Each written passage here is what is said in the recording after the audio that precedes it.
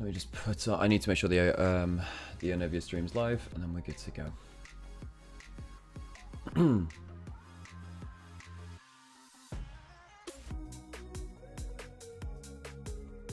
Hello， 各位好，欢迎来到赛前采访，我是泱泱。我们邀请到的是 IG 的打野选手杰杰，先跟大家打个招呼吧。大家好，我是 IG 打野杰杰。欢迎杰杰。今天呢，迎来了骑士之路，对你们来说也是至关重要的一场比赛，毕竟是生死战嘛，也是第2赛段的首个 BO5。想问一下杰杰，对于本场比赛有什么样的看法？第一轮就面对到了老东家 EDG 的话，也希望全力以赴赢下他们吧。希望全力以赴。其实，因为我们来到第2赛段的骑士之路是面临着 BO5，相对于组内赛的 BO3呢，会有很多的不一样。你觉得相对于 BO3 之外 ，BO5 有什么地方需要格外注意呢？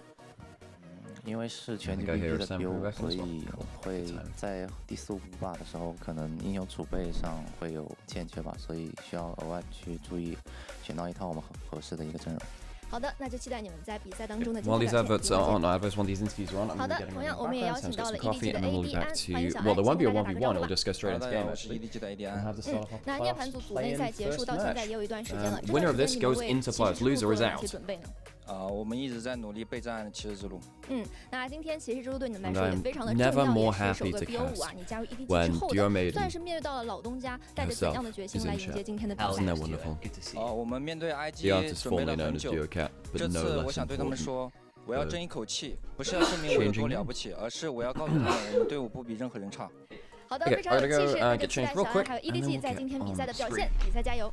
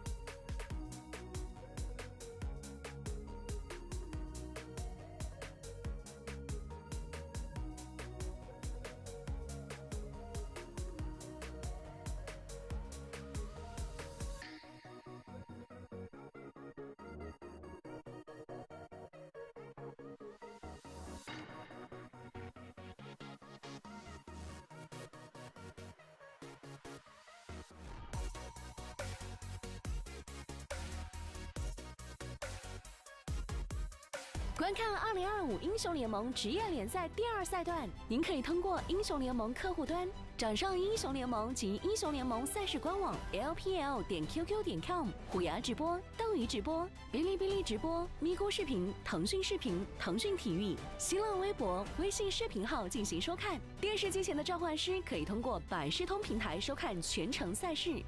全新纯电 G 级越野车，越野图腾，御电峡谷。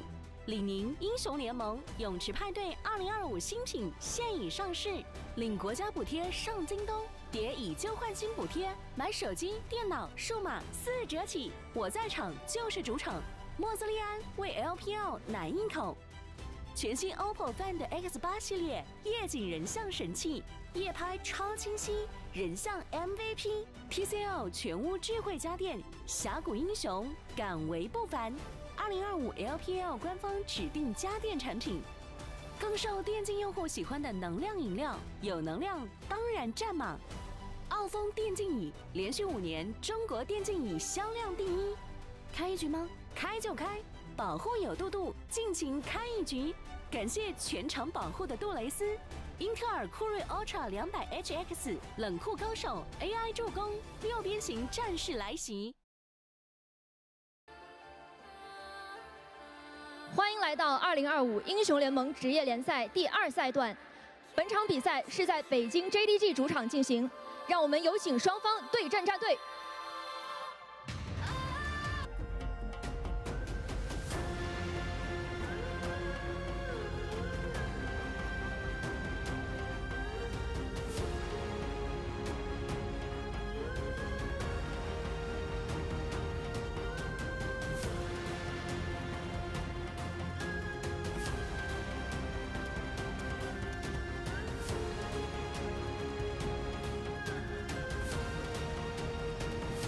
首先欢迎 Invictus Gaming 上单 The Shy， 打野杰杰，中单 Rookie， 下路 Gala， 辅助 Mako。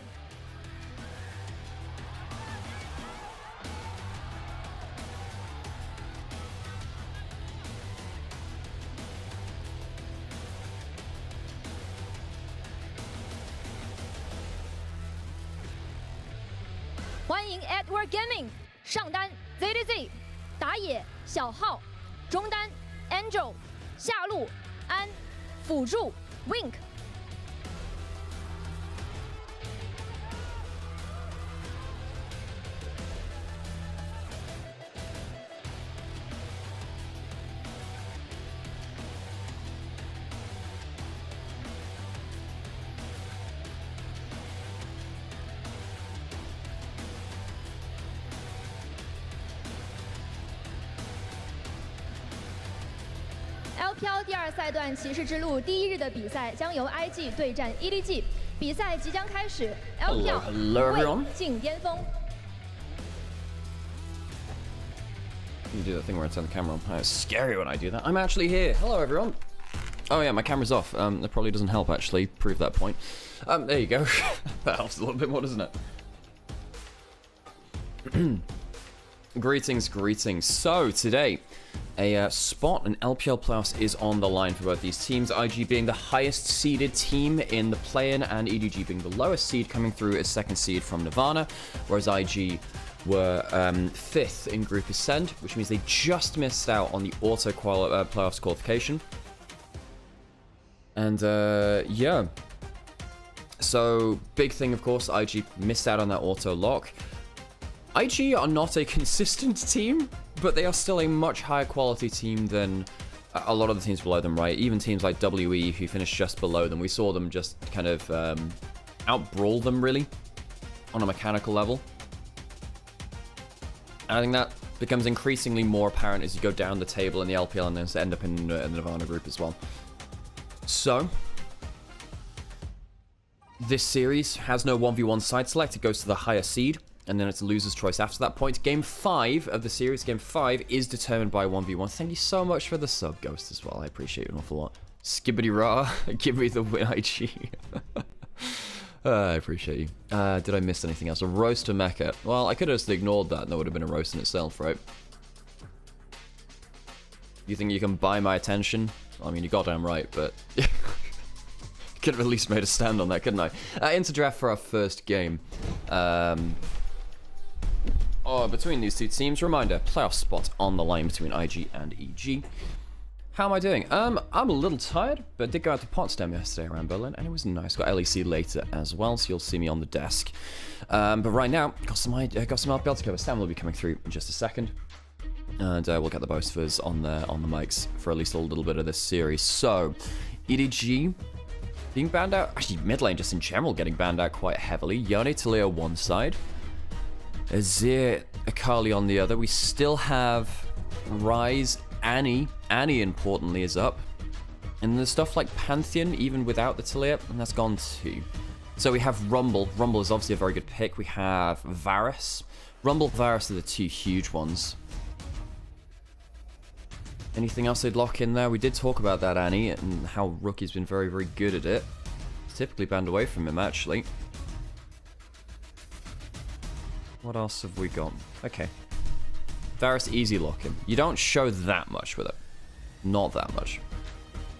You didn't wake up early to watch DK beat H. Lee? I saw the result and said I'd catch up later, but I've got a full work day today, so I don't want to, like, spread myself too thin and I'll catch up with it. It's the problem with so many good games happening at once, right? Rumble Vi on the other side. So, IG have broken up the Varus Rumble combo, which I think is one of the strongest combos in the entire game, where even though they're across the map, when it gets through to team fights, Varus ult lands, Equalizer on top of it, absurd damage, and not that much counterplay to it. The Vi, however, is still that CC and engage to help the Equalizer all the same. I think Galio's fine now. You can either chuck that in mid lane or top lane, either is fine. And it allows you to chuck a Galio ult on top of the Equalizer targets, give them the magic shield, and means that the Rumble ultimate feels a lot less powerful. And then also you can CC combo the Vi as she goes in and often get a free kill onto the Vi as they overdive. Hey Ruby, good to see you. Good to see you, Kazel, as well. Hola, ¿qué tal? Good.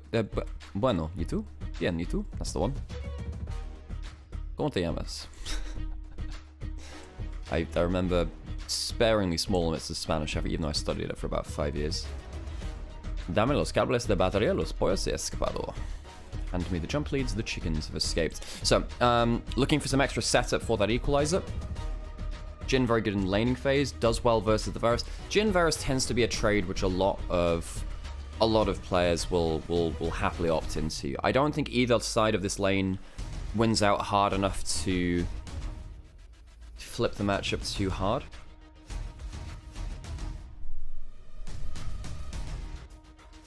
In theory for JJ, of course on the other side, good into the Vi because you can double a lot of a combo. Gala is 10-0 on Varus this split. Jesus, now that's a good stat. That is a good stat. I should have opened up GL and GG to check this stuff eventually. That's an important one to know. Good call out there. Hey Angie. Good to see you. Meow Meow Violence. Yeah, two of Angie's favorite champions in the Varus and the Jhin. Just need to find a Viego and somehow a Xayah in a different lane. Alistair banned away from Mako, one of his best champions. I think Mako's had some of the very worst support games in the league this split. And also then some of the best, actually. I think his Alistair and his Rakan have been insane in the last few weeks. I wonder if he's had a bit of a fire lit under him after having a very embarrassing 0-12 Blitzcrank performance, amongst other things. I truly believe that IG won't hurt me today. That's how they get you. That's how they get you. I hate to break it to you. Mako denied a lot of the tankier support options. Reminder that there could technically still be Galio flex towards topside into that Rumble. The Shy has played it, I believe, just the one time this split. Was it twice? No, he's played it twice. And he's actually 100% win rate on it. Huh, that's good to know. Hey Sam, how's it going? Just getting through our first draft. Of course, no 1v1 with... Yeah, it'll be determined by... it's by the seeding in playoffs. Sam's going to go grab his channel and he'll come join us after. Yeah, it's all good. It's all good. The start of the day tends to be a little bit slower for us because, yeah. IG no answer to Akali. I think that Angel's Akali is a special beast in fairness, but I have to say not many people counter Akali in lane. Not many things which do so. And then here comes the Annie, so we do have now triple engaged threats for the Equalizer. EDG just saying, look, we're going to get so much CC that someone will be able to set up for ZDZ on the Rumble. And that'll be powerful enough for you. IG, they do need an engaged support themselves, really. They have nothing. They have, like, Neferi to deliver the Galio, which doesn't feel that consistent. And then we have the Leona for Mako, not opting into something like the Rel. I mean, Wink can go towards that. Well, I was about to say the Nautilus, but that's banned away. I think EDG actually have a pretty coherent comp, you know? I'm not too displeased with how they've organised this subseason. So let's just make sure that's on both of us. I'll change the lens while we're in mid-game. That's absolutely fine. Hello, folks. Good to see you all. Ooh, Silence for our keep. That's pretty nice. The Vial's pretty... actually, you know, I say that. You don't get the Annie stuns. There are some awkward things with that. Equalizer's not bad, though. And it's decently safe into the Annie. And you build enough HP to not feel too bad about it. Maybe just feeling like you want something with mobility to escape the Vi. And of course, the RE being banned out by themselves remove that option. Does mean that the Silas goes top lane. Not Silas, the Galio goes top lane in a way that we expected. As the Rel comes in last. This isn't Silas top, is it? No, it's just so I swap over. It's very likely that the Galio mid and the Silas mid and the Galio top. I'm mixing my words early in the day for us. And I'm looking at both these comps here, and I'm seeing the one item spikes on both teams get pretty scary here. You know, you're looking at the level 6 marks on going Vi, Rumble, Annie, Rel, all pressing R at once. On the other side, the Galio, Neferi, Silas with a lot of really good stolen ultimates. The other Varus, like Varus getting involved too. Like those early skirmishes around things like Grubs, they're going to get pretty violent, you have to imagine. Oh, I hope so. I hope we hit like level 4 and everyone's like, I've got a second point in one of my key abilities. That's good enough reason for me. Gonna put on a 1 minute outbreak so we can extend the timer a little bit on the game, just in case it goes late. And we'll get into our first game of the playoffs play-ins. Reminder here, the stakes are you win this series and you are into playoffs. Double elimination from the first round of playoffs proper, but you have to earn a spot there. So we have our bottom 6 teams from Ascend and our top 2 teams from Nirvana fighting off for those precious spots in Split 2 playoffs. I think the difference here in terms of matches played is something like 18 best of 3s for IG versus 5. Just 5 for Edward Gaming, which is just such a difference in playtime.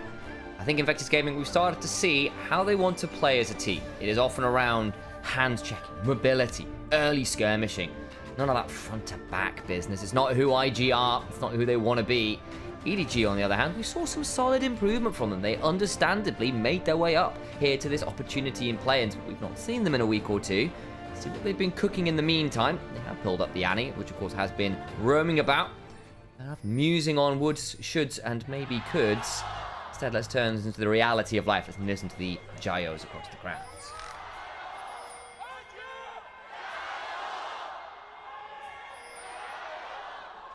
敌军还有30秒到达战场，碾碎他。 IG, early invade here, looking to catch out Angel. It's a good start with the Abscond of Duck, still holding on to the stun, of course. Zenith Blade after will be forced to flash. Rough loss at the level 1 there from EDG. Angel punished a little, and there's the only loss you have is scaling the E on Silas, which you don't always want to do at level 1, but in this matchup I think that's fine too, so that's a nice win there. IG clearly coming in with a decent level 1 plan, which is nice. One of the ways that they could of course slip up here is just not respecting their opponent, saying, oh, we'll just coast over them. This is an elimination match, technically, so glad to see that IG not coasting into this first few minutes of the first game. For sure. I think the other side of that, then you have to sort of talk about perhaps Mako starting the Zenith Blade on Leon. Not the worst thing, but you sometimes see things like the shielded Daybreak starts if you really want to get in melee range by just walking up. So some ability choices which might have hurt in other matchups. I think they'll be fine here nonetheless. And the Flash, especially into things like a Neferi, could get very scary. We've seen what happens when GJ gets ahead of the curve. He's been one of our most consistently dangerous jungles in the league. Of course, didn't have the greatest last series. All the same, generally speaking, he has been one of our top performers. Outside, understandably, the level 1 early pressure, pretty good there, though IG with the early shove. Gala with the Hail of Blades as well, so going towards that poke option. Even with the Hail of Blades, of course, you can get some of those decent auto trades early too. And of course, one of the biggest things to talk about here today, 1,000 games hit for Rookie, only the 3rd player to do so within the LPL, still playing ever since he joined back in 2015, came over from the OGN in Season 4, where he was a champion in Season 4 Summit on KT Arrows. And he does, you know, he has left himself in the real pantheon of LPL. This guy has been such an honor and a joy to watch throughout his career here. Somehow feels wrong that Xiaohu's only 12 games ahead of him. You kind of don't realize they were both kind of coming in at the same time.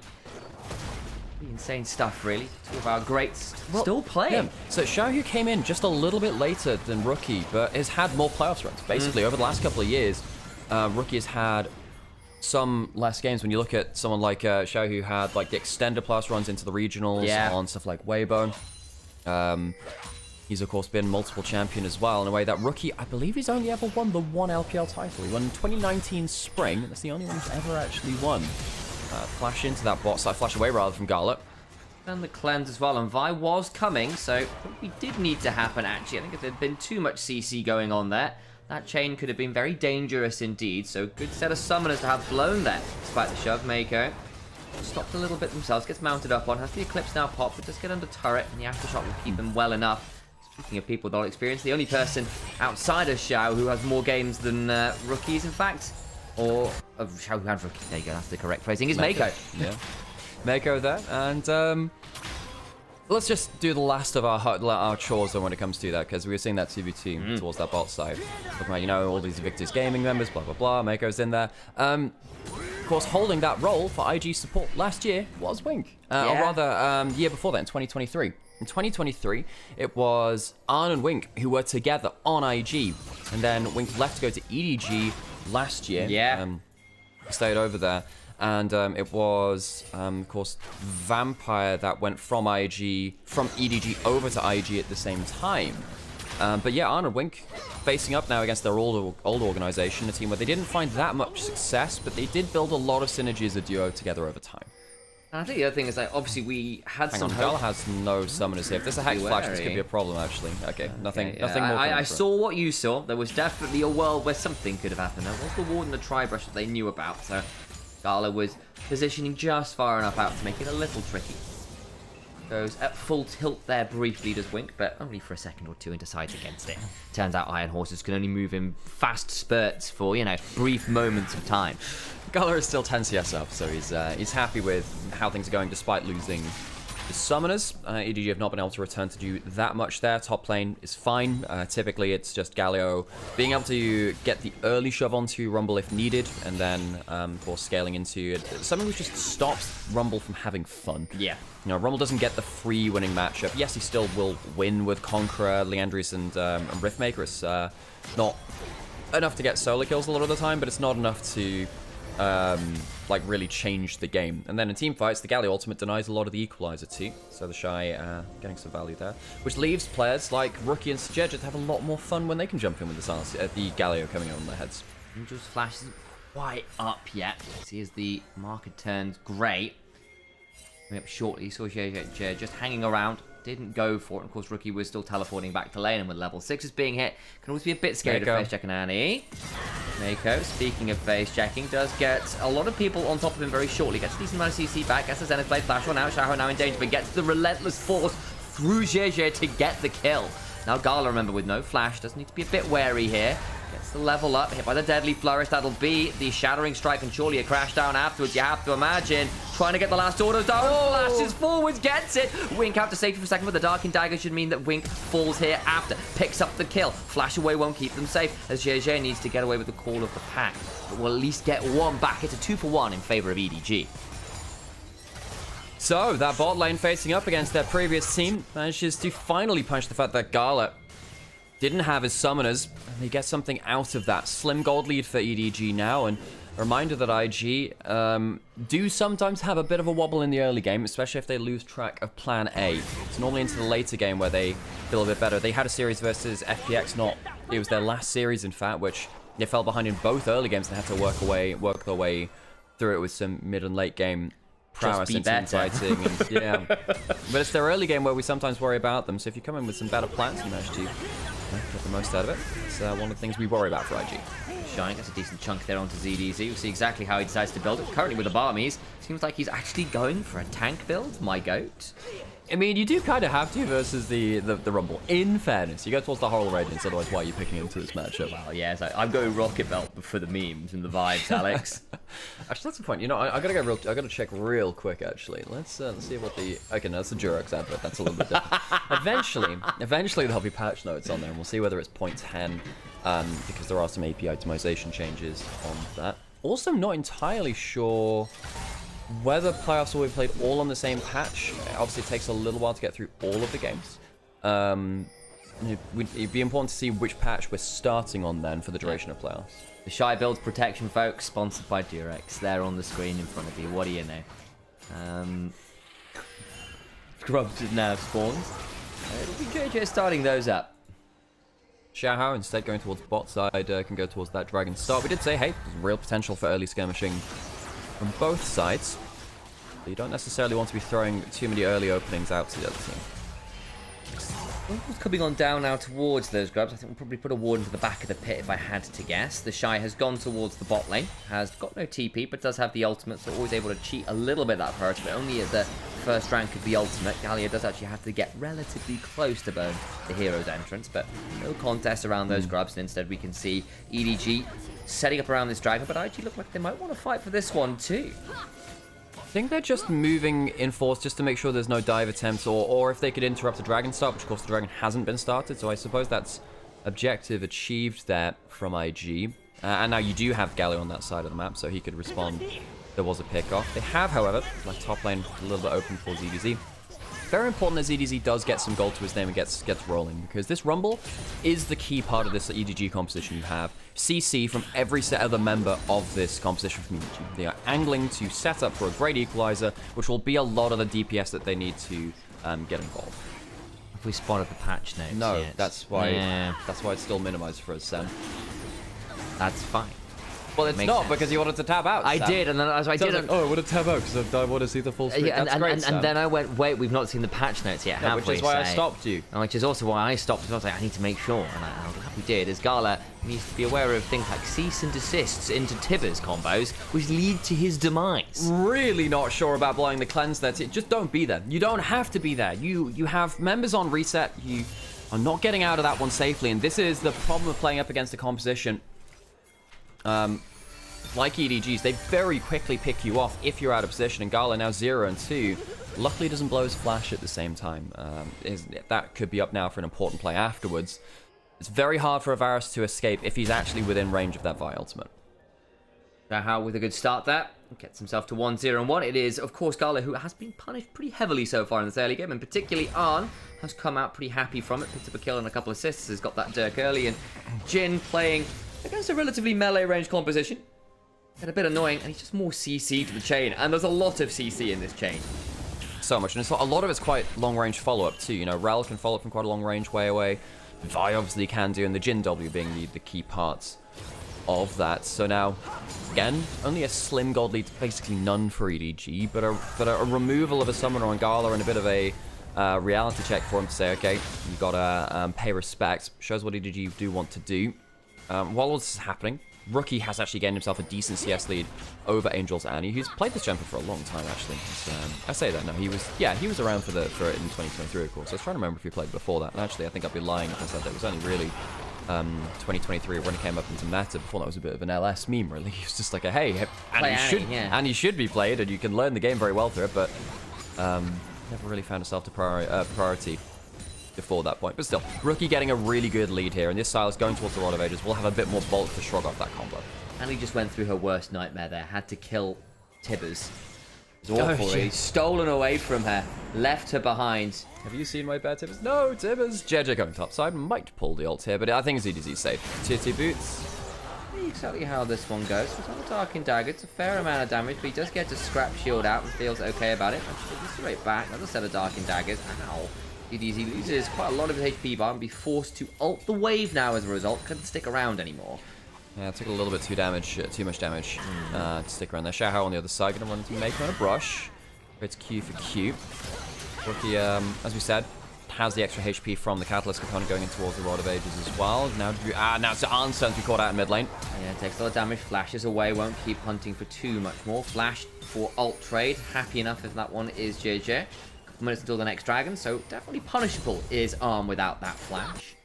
Again, we are a region of cooldown economy. Sometimes you just want to blow a cooldown like that, so it opens up an opportunity, say in 2 minutes for one of the big objectives, Herald or Dragon coming up then. Does that make like cooldown boots and stuff like a recession in the economy? Why? Because it's like shrinking, isn't it? Your cooldowns are shrinking. Isn't it increasing the availability of such commodities? That's a good question. Which way around is it, Alex? I would imagine that Ionian boots are like isn't that industrial? No, it's not industrialization because it's not that revolutionary. Yeah, that'll be like summon a spellbook. That's true. Actually, no. That's like a counterfeit. Like that's like pirate radio. No, it's not pirate radio. I'm trying to think something which it's kind of fraudulent, right? The spellbook. Yeah, it's kind of that. Cheating out. That is kind of like your, because it doesn't give you the full value of the summon. It's like an IOU version of a summoner. Like, yeah, that's actually like Lend-Lease or something. Yeah. That's the Lend-Lease economy. Actually, have you seen what they're doing with ARAM on Wild Rift, by the way? Oh, they're adding in the arena augments, aren't they? Which is so cool. Onto ARAM, I would play that anyway, but yeah, I know, but I feel like that's very Nymaera coded. It is very Nymaera coded. I load into ARAM with my silly little augments, hoping to get Zyra with True Shot Prodigy and auto gas. Reminder, sat next to the rank 1 arena player. In the US. In the US, exactly. Yeah, I still stand by. I never saw a better Zyra on arena specifically than myself during the team. That's pretty damn good at that. I want to see you versus Yike. Zyra 1v1. Let's go. Yeah, Angel has no flash, so he might have himself a 1v2. Cream on. Gets hit by the solar flare. Gets a little bit roasted, but it's not a 3rd degree, so it's just got a nice tan instead. Okay, so doesn't have to blow the flash rod. That's coming off of cooldown, was just unavailable. I suppose on the other side, Mako uses his ignite, so 1 cooldown down. Dragon now up in 20 seconds, but Angel can come in, and he'll have flash, and he'll have the malignant. So I think IG should get out of dodge now and just say, all right, we had an opportunity to take away the enemy mid laner. We lost that opportunity. Let's not push our luck. We'll hop over the wall and get out of the river. Now designated hell. I've suddenly got meatloaf in my head as a result. Like a dog out of hell. Oh man, it's sad that FPX ended up replacing Bat. Yeah. It would have been the Bat out of hell. It would have been good. Angel used his ult in bot. Oh, rather, still had his ult in bot side. That's the ult thrown from his EDC now. Not a fantastic ult, but it's kept the Shy a little bit in range for some more autos. Gets another bit of a decent chunk, and the overheat's pretty good. Ends up being an even trade of health bars. And look where IG are. They've got the grubs. They can just walk at this turret and kind of just take it. Yeah, and Rookie's been taking the tibbers. Even though you don't get the stun from the stolen Annie ult, you do get to use, as we saw in the last play. Hang on a second. Gal lands the slow into the root. Oh, Mako not landing that Zenith play, so Arn, even without that flash, was safe. Did have plenty if he wanted to walk away, but I actually think if Mako walked in there, chances are he just actually gets CC'd by Wink and dies, so questions upon questions. I was just saying this before though, Rookie does have that Annie ultimate. See if he can use it here actually. It's not going to be here in time. Mako going into the back of this. They'll pick up the Herald in terms of the kill on it, but the Torpor and Shadow getting over the wall has to flash out. Now they can't get the eye. And they lose the Dragon on the other side, so IG walk away objective for objective, but EDG don't get to use that Herald. It's a trade up for them.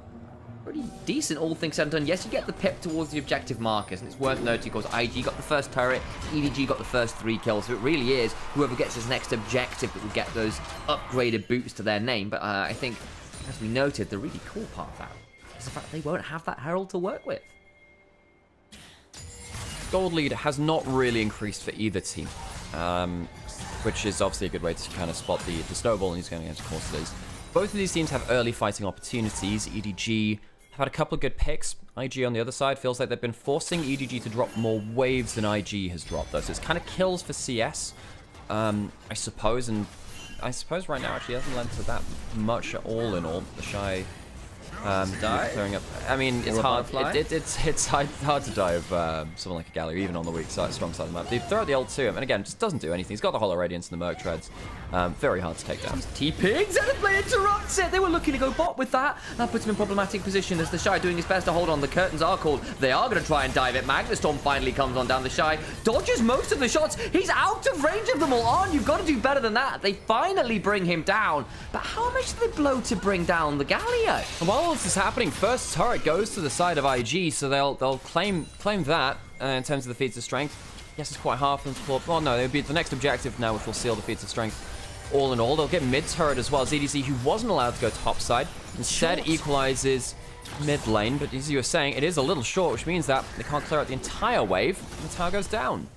So that ends up being 2 turrets for a trade of a kill and a turret, and a lot of resources. But again, ZDC blew his TP, didn't manage to get down there because Mako flashed in, to be fair, so another bit of a trade there to be noted. But that's a lot burned to make that happen. At least a lot of the ultimate cooldowns and that cooldown economy we're talking about should be back up in time for the next objective. But here's that replay on the box. The Shy plays this individually very well. Uses that E to dodge out a bunch of CC. The Magnastorm just bumps the Shy out of that shot, and sadly for him, but Arn, he can't get the kill himself, but the Shy does still go down. Some fancy moves not able to help him survive, nor does it save the turret. No, it doesn't.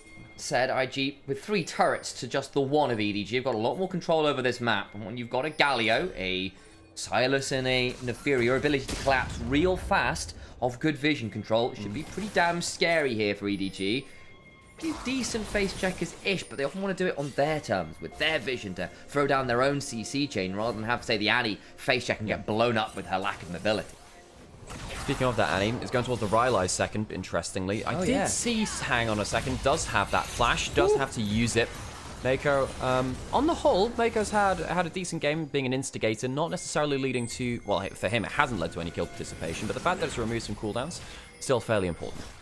Interrupted teleports, got a lot of cooldowns. That's not too bad. I'd like it to convert into some kills, but again, so far, IG have only picked up the 1 kill. This is not the team I know and love and have to scrub blood off my screen for, as Angel, Wink, and in fact, the majority of EDG are now on the roam on down here towards this bot side. ZDZ has even come all the way down towards this mid lane to try and get a bit of priority. But a minute and a half until the next dragon, so my assumption is EDG looking to regain control of their own jungle and set up maybe a ward or 2 around. Atacon up in a minute, trying to think where the game's next going to be decided.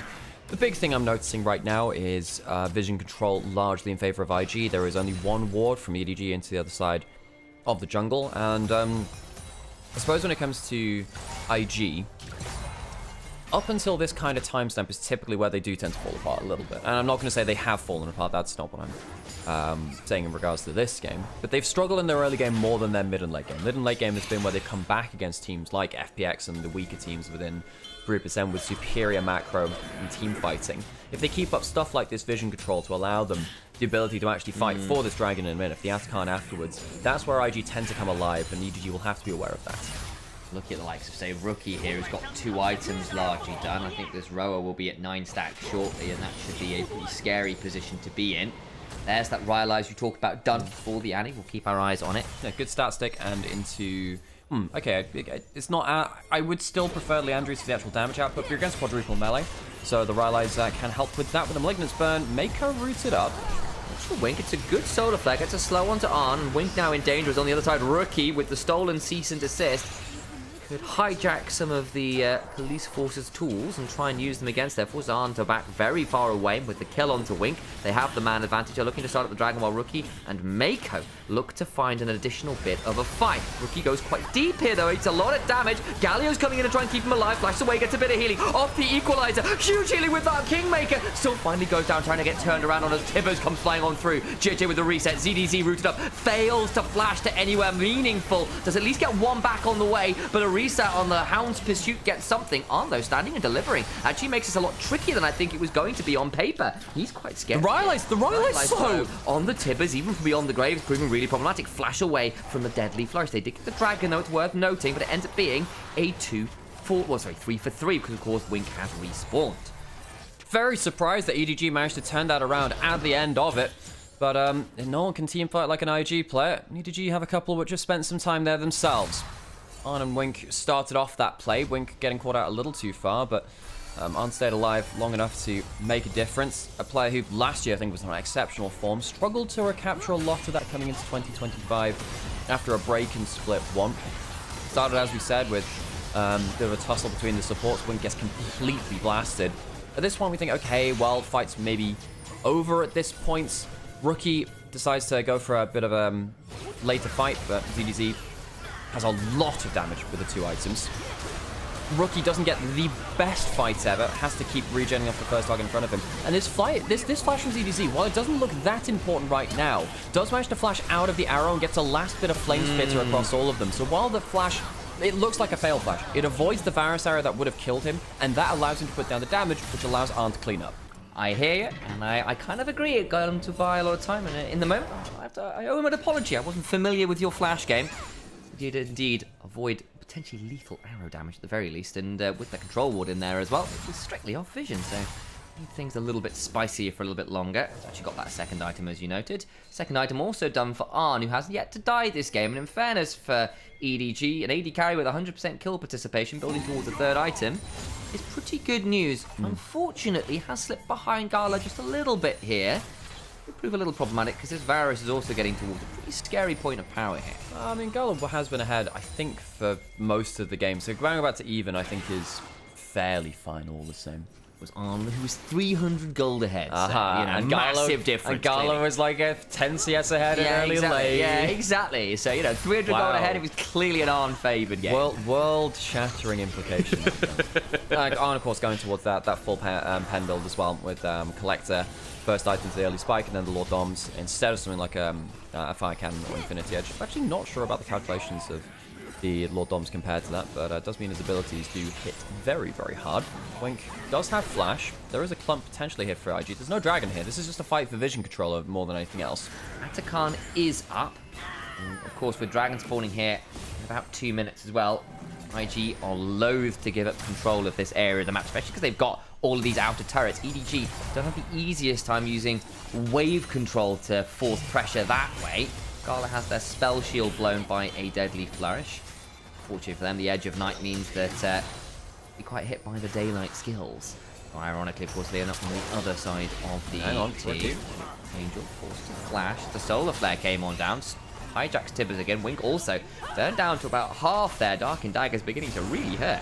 Angel's really struggled to impact this game the way that he would have liked to. He had that one good realized Tibbers fight, but besides that, he's been forced out of the play. The Shy playing tank, blocking off that tri-brush in the way that we'd like to see around these Atakan fights. Xiaohao, no flash, does the Q, tries to turn around onto the Shy, and in comes the Abscond of Dark. Xiaohao's gone, no way out. In comes Gallia with the Hero's Entrance. It's interrupted by Wink, though, with the Magnet Storm. Will die for this. The curtain's being called, though. Could get problematic. The Shy needs to dodge. Does a good job. Into the backline goes JJ, needs to make sure he's invulnerable. With the W, Atakan stealing a loop with HP. Needs to back away, gets the Dark and Dagger healing. Back on out best they can. They lose Rookie.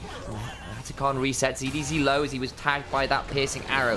IG with a 1-ish fight, but it's again a pretty even state of affairs, all things said and done, and no one gets the Atakan. I mean, given how these fights are starting, EDG are rallying very, very well around on Angel, ZDZ as continued damage sources. IG are just going a little too far to allow an extra cooldown to go onto them, and often we say, hey, IG, they will just out-team fight you at some point in the game. Well, that's not happening easily here. Yes, there's a good initial pick onto Xiaohao, but the damage doesn't go onto Angel, ZDZ, or On. Then you do have the Tibbers with the Rylize, wreaking absolute havoc on the backline, sticking them into On's ultimate. Huge damage coming through from On, who just completely busts Mako's HP bar wide open.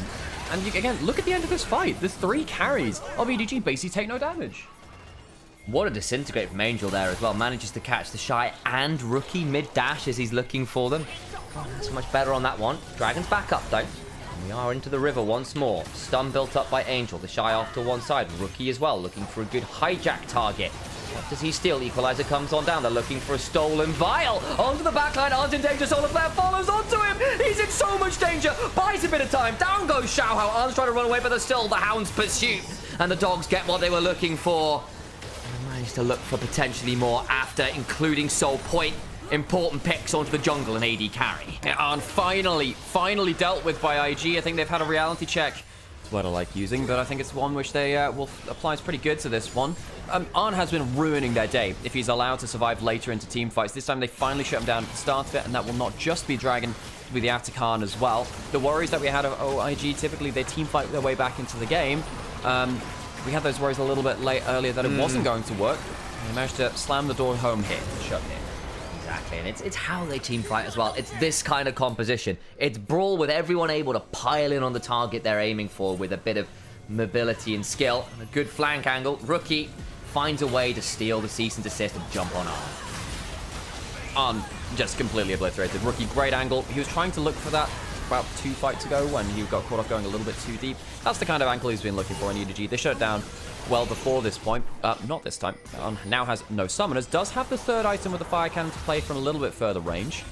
Not exactly sure that'll help if Rookie can just flash towards him while Arn doesn't have the flash himself, however.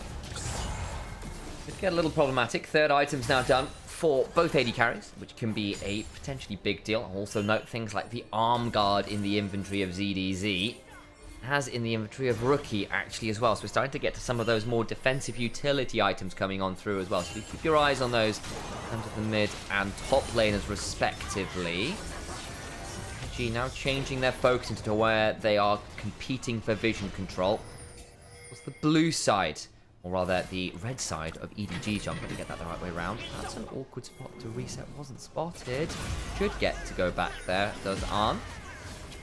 Say, my dude, you have no flash. Maybe let's not do that. I guess he wanted to stay there just in case he wanted to put a trap over the wall or something.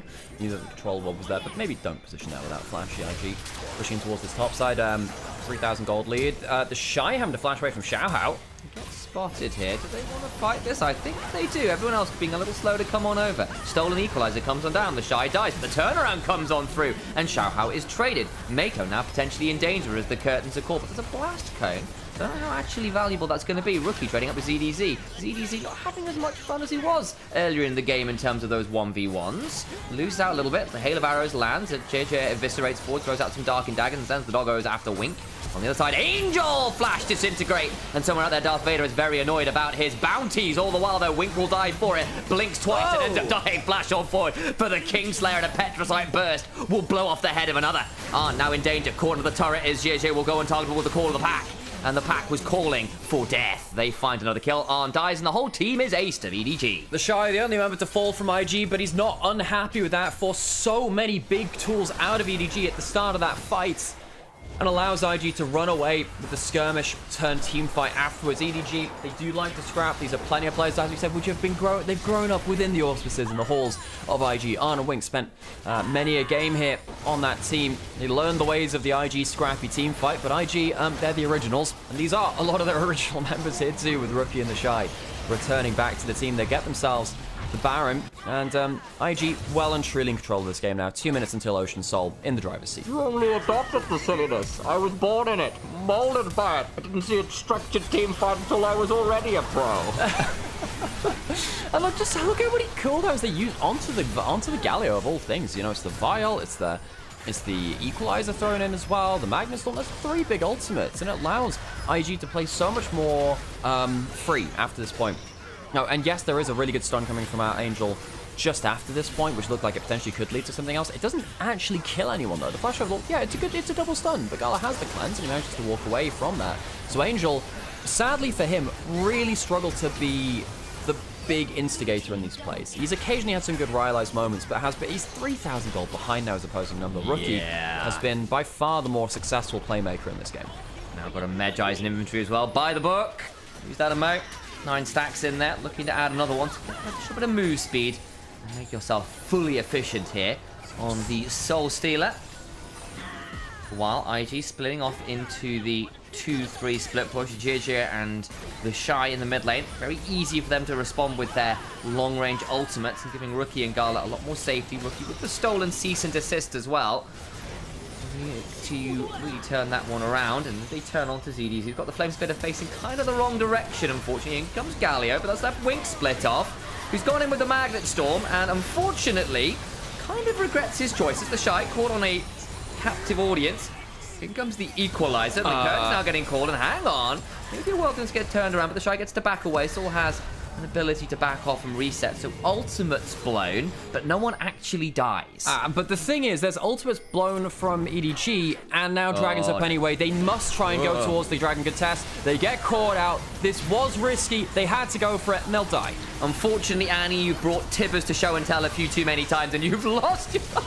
How did this happen? Got a little deep Rookie's TP back in Garland nowadays. ZDZ even without the stoppage doing a little work. Wink gets another stun. Gonna hop on forward though. Misses the abduct to go with that abscond. Can look to bring down ZDZ regardless. Just needs another bit of auto. Over the wall they go. Slow with the look on in. Gets crashed down, so can't find the abscond. Why is Rookie in the enemy base? This is a very silly game. Everyone's very low, and Rookie picks up another. Wink would like to get back to his fountain, please. He's gone full tilt, and Rookie's proxy farming by the Nexus turrets. And the Shy has come back in and just casually shoved through to claim the inhibitor turret in mid lane. Well, they didn't get the soul, I guess.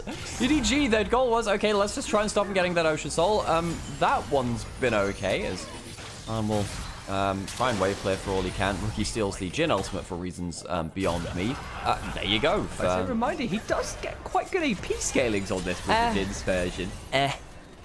It's okay. You have 0 pen on it, which is the problem. Really. Yeah. Sadly, Magic Pen doesn't transfer through onto physical pen. Wave clear, Alex. I can press R on the wave. Yeah. Rookie is now 4.5k ahead of his opposing number and 13 Medjai stacks, so he's getting even more gold than is seen on the scoreboard himself. And yeah, lucky for some. And Rookie makes his own luck this game. EDG will unfortunately see that Soul go up to IG just a little bit delayed. They tried to stop it a little earlier. Baron will not be the best Baron play ever, but they do get themselves to the Soul after. I kind of need a Neferi skin where she goes, fetch me their Dragon Souls. as the dragon spawns. What, COD zombies? Yeah, basically. Every 5 minutes, fetch me their souls. That was a good game mode. It was. I enjoyed that a lot. For those of you who didn't grow up during the initial wave of COD zombies, you missed something special. It was quite cool. I feel like we grew up through some pretty good gaming. There were some good gaming experiences. The gaming zeitgeist at that moment, the spirit of the times was pretty cool. Stuff like, the original Halo 3 Online. Very good. COD 4. COD 4, COD 6, and then, going for Black Ops 0 as well. There were some good times. Of course, then we had some small games like League of Legends, at some point. Don't know that much about it, really. It was a good time. Hellhound, but Hellhound Fury would be very, very cool, much like Gatekeeper Galley. There is a bit of an extended flank coming in from EDG. A last hurrah, perhaps? Well, they need to avoid adding an extra G to their name right now, because it does feel like they're on the edge of losing this game. Angel with the flash, with the stun available. Cease and desist, comboed up well there. Gala goes down, turn around from JJ. He's trying to go to Angel, so it ends up being the 1-for-1 right now. It's a very split fight. The Shy buying a lot of time. Rookie dashes away. He's got the Ocean Soul, though, so he's healing up a ridiculous amount. Tibber's dead. Hijacks the cease and desist as Rookie want to go forward. Want to see whether Arn overstepped there a little, but doesn't quite find it. Gala down for Angel is the grand scheme of things here so far. Angel loses his flash, importantly. IG do have that Ocean Soul. They've ticked up a little bit in terms of their HP. Wink pushing up, but again, quite mobile as they're all quite hard to catch off. So IG, say that. Unless so, there's a stolen vial. In comes the cease and desist, and unfortunately, it's been rephrased to be cease and deceased. As Arm finds himself in a grave for 50 seconds. Xiaohao heals up a little bit, but he's got a GA that means very little. The Guardian Angel goes, ow.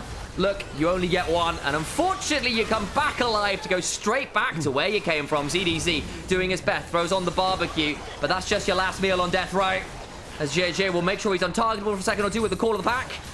He decides that the phone call is over. Back to Angel now alive with ultimate coming back up. Might be able to ultimate the wave. Has the passive down. Equalizer comes through too. Is it enough wave clear though? Well, the Angel on your shoulder isn't going to make all that much deal here in the real world for now. Up goes the Rumble and down they go like a wounded ox. Shout out to Periphery out there who know exactly what I'm talking about. The Nexus under fire. Angel does their best, but what do you do at this point in Victus Gaming? Eventually the screws turn too far and they claim game one. Scrappy affair, not exactly the cleanest wins in team fights, but IG happy to play that sort of game. They have been molded in that style of play over many years. EDG, the lowest seed coming into our playoffs play-in. Definitely not favored coming into this matchup. Gave a decent shout of it at some points. I think Arn ZDZ and Angel had a decent set of fights just heading in towards that mid game, but clearly not really on the same kind of level as IG's overall team fighting. Managed to hold even in a lot of those fights, which I think is a good sign, but they never managed to convert it into something that looked like a win condition of their own, right? Which I think was a bit problematic. Do we see that many proactive plays from EDG? With some good reactive stuff, but we didn't see them manage to pull off anything super proactive. Well, they only managed to get the one turret that game. That kind of thing is going to haunt them, I think, in the series if they can't find a way to start making more of their own moves in the game. Yeah. So that's game one done. I need the toilet, so I'm going to go do that. I'm going to leave Sam alone with the stream while that was a mistake. Game two. That's a very nice dress. I feel like, again, the LPL stylists know what they're doing. So, hello, folks. Let's do the spiel. That there is Nymaera. You are on their channel. One of potentially 3 that we're on, which is, of course, twitch.tv/Nymaera_, potentially on the YouTube for Nymaera as well. We're also collaborating with Olivia, who has got us live there on that channel there as well. So hello to all 3 chats. We've got you all up. I see you, Carlsville, and of course, Lorindy and a few of the other regulars over in Olivia's chat. I see you, Holake, and Mango Meow. Oh, why was the Mango Meow? That's got to be a very scary cat-fruit hybrid over in the YouTube chat. And of course, the regulars over in Twitch chat. Hey, 1000 Mecha, Ruby, not the best in there as well. Pleasure to see you all. Glad to have you all here supporting us as ever. With that in mind, guys, if you do have that ability to like, to comment, to subscribe on the YouTube, it makes a huge deal in terms of our discoverability and getting some value. If you've got the way to donate, please do consider doing that. And for those of you on Twitch, if you've got that ability to throw out a Prime sub, you do get 1 free a month. It's a great location to drop it here on the Twitch channel. Or if you're feeling up to it, consider dropping a full-on subscription. Join the community. Be great to have you in here, help support myself and Alex doing this on a regular basis, able to bring you the LPL coverage, because there is no official broadcaster. It is all co-streamers trying our very best to give you all of the coverage we can, and let me tell you, there is a lot of coverage to be done. So we do really appreciate you, all those who do manage to come and support us in whatever way you can. But yeah, that's the spiel out. And we'll keep doing that one. And oh, thank you, Grumpy, for the gifted sub to Enjoyin as well. Thank you for that one. And a roast for Enjoyin.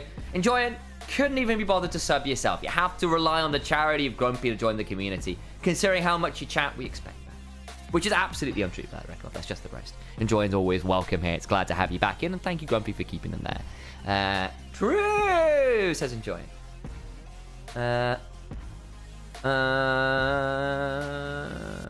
Those sleep mask things, like you sleep like crazy, the ones that block all the light, except like the dead.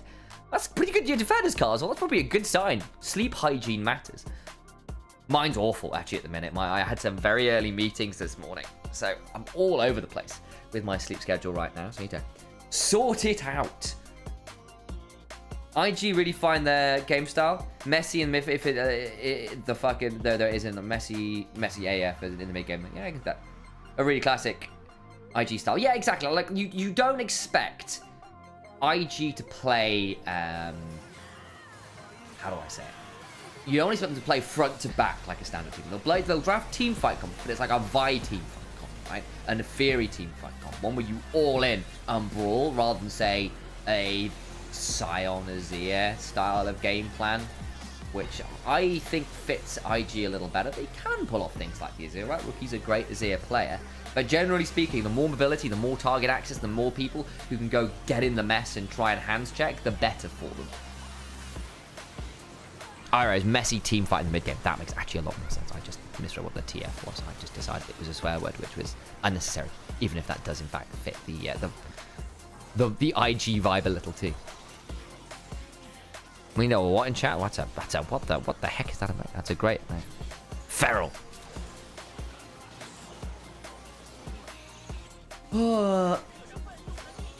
LEC made it to the finals. Can't be real. I'd like to see Zao some more interesting picks, to be honest. I feel like HLE is not using him correctly. Yeah, I kind of agree. Like, he tried quite hard today, and it wasn't enough. I think DK ended up having, like, Lucid had a sick game by all accounts. Karza, were you saying it was like a Bruiser Kindred build he went for? That was apparently really sick? I didn't get to see all of them because I had some meeting stuff, so I only caught bits and pieces. But I heard it was like Lucid having a fantastic Kindred game on part as well.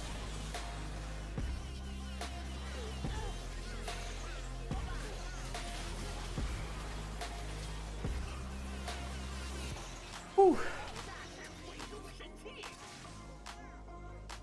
Bam, bam, bam.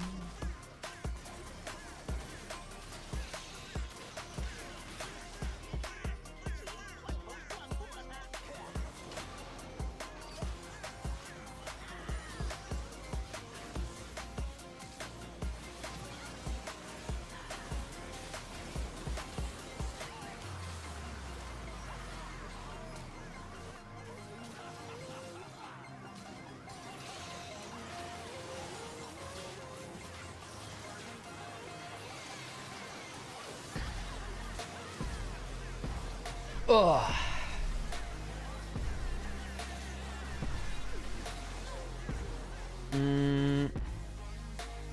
Oh, I missed anything.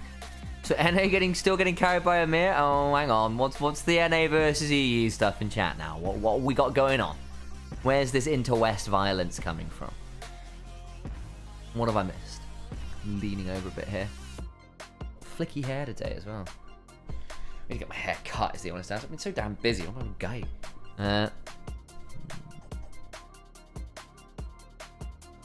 Did you know TL's Jungle Yuji is an Amir player for some reason? Oh, interesting. What's his, I'm assuming it's because he's got, like, a Amir roots from parentage stuff, probably, then. When did he move to the state? Player of the game is Rookie on the Suns. Nice. Boop. Let's have a look at it, shall we? There's Mongolian. Oh, interesting. Yeah, I guess that would. Yeah, I guess that would count, wouldn't it? Interesting. I'd be interested to see whether he has a last name then, because a lot of Mongolian people don't actually have official last names. They only have one name. Had a few friends from out that way.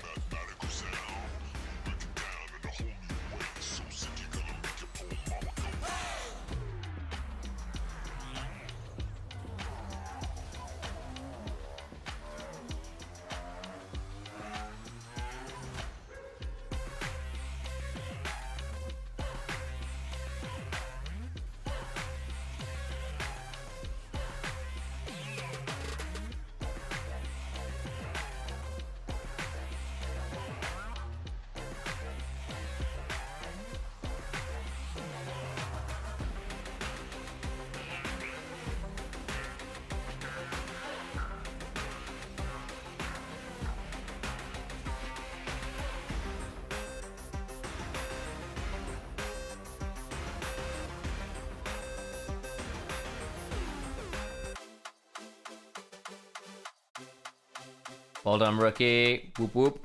Let me throw on an ad break.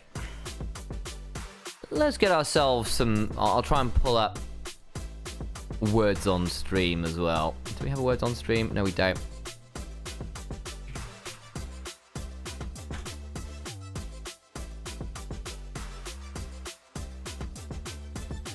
Let's see if we can get this up on here.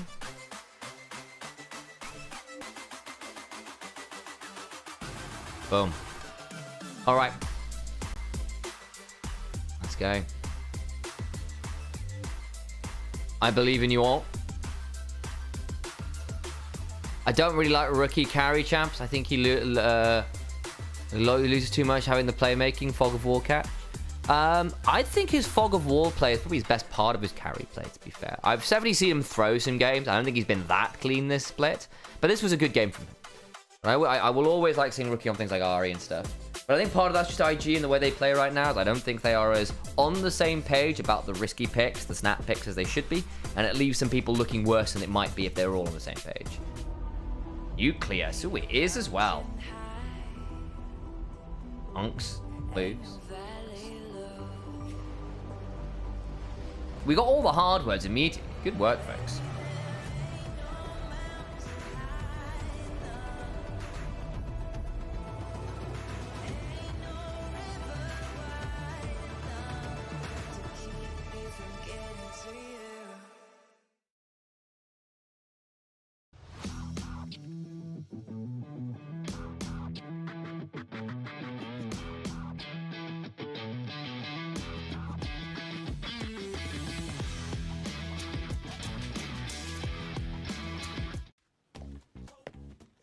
把生活玩出新意，自由自在，灵感随行，用个性的方式画世界，让眼界突破。 Not bad. What are we missing? Probably one post L. 远在天边，近在眼前。让每一刻精彩不再等待。领国家补贴就上京东，叠以旧换新补贴，买手机、电脑数码4折起。搜赛事预测，赢英雄联盟1000元礼盒。京东。 Lose?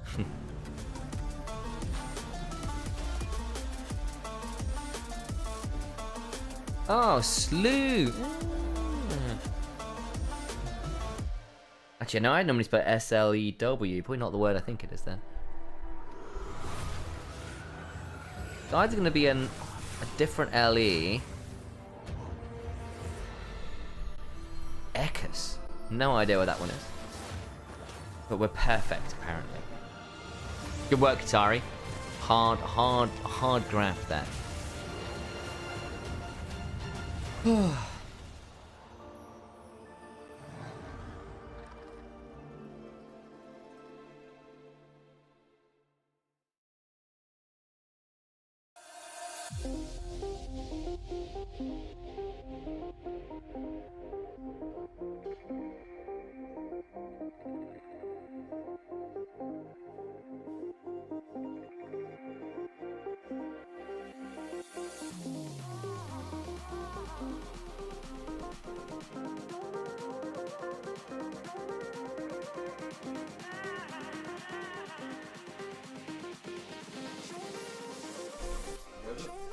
Yeah, good. We were on to level 6 of words on stream.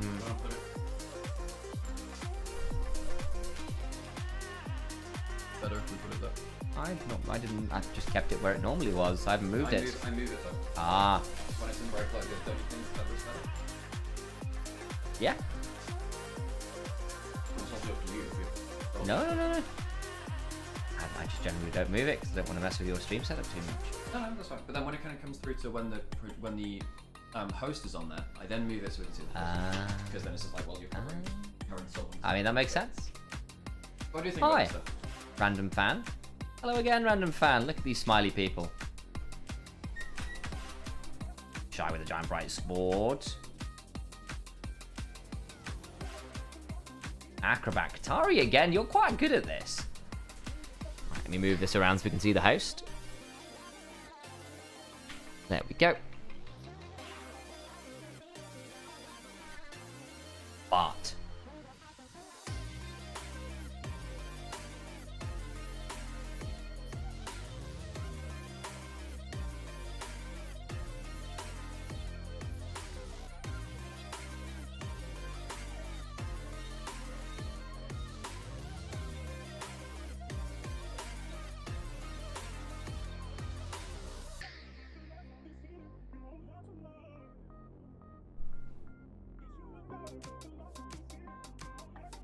Nice work, folks.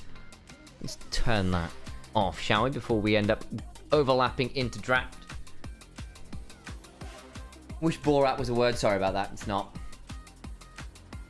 There will be no high five for you. Hey, Fede, good to see you. Go another. Wait for the next round. After the next break. Can't overstimulate you all.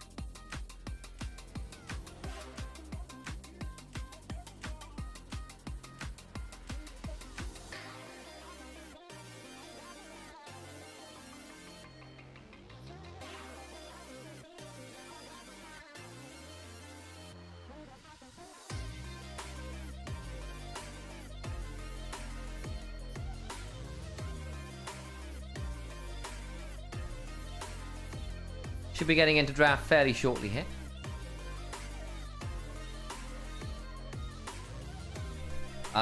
Shut before, but growing up I used to do word unscrambling in the daily paper with my granddad every day, so this kind of thing is a memory I have with him. I'd be letting him down if I wasn't at least somewhat decent. Now, that's very fair.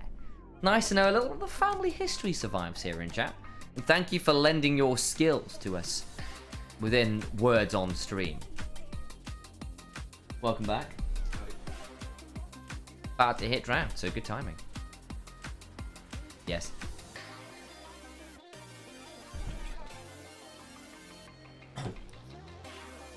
If it's on like a stream day, just leave it out and watch. If you want it, we'll I did it like, there you go, we just didn't put it on last night.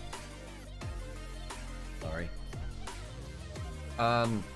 Said it in chat before, but growing up I used to do word unscrambling in the daily paper. That's really cool.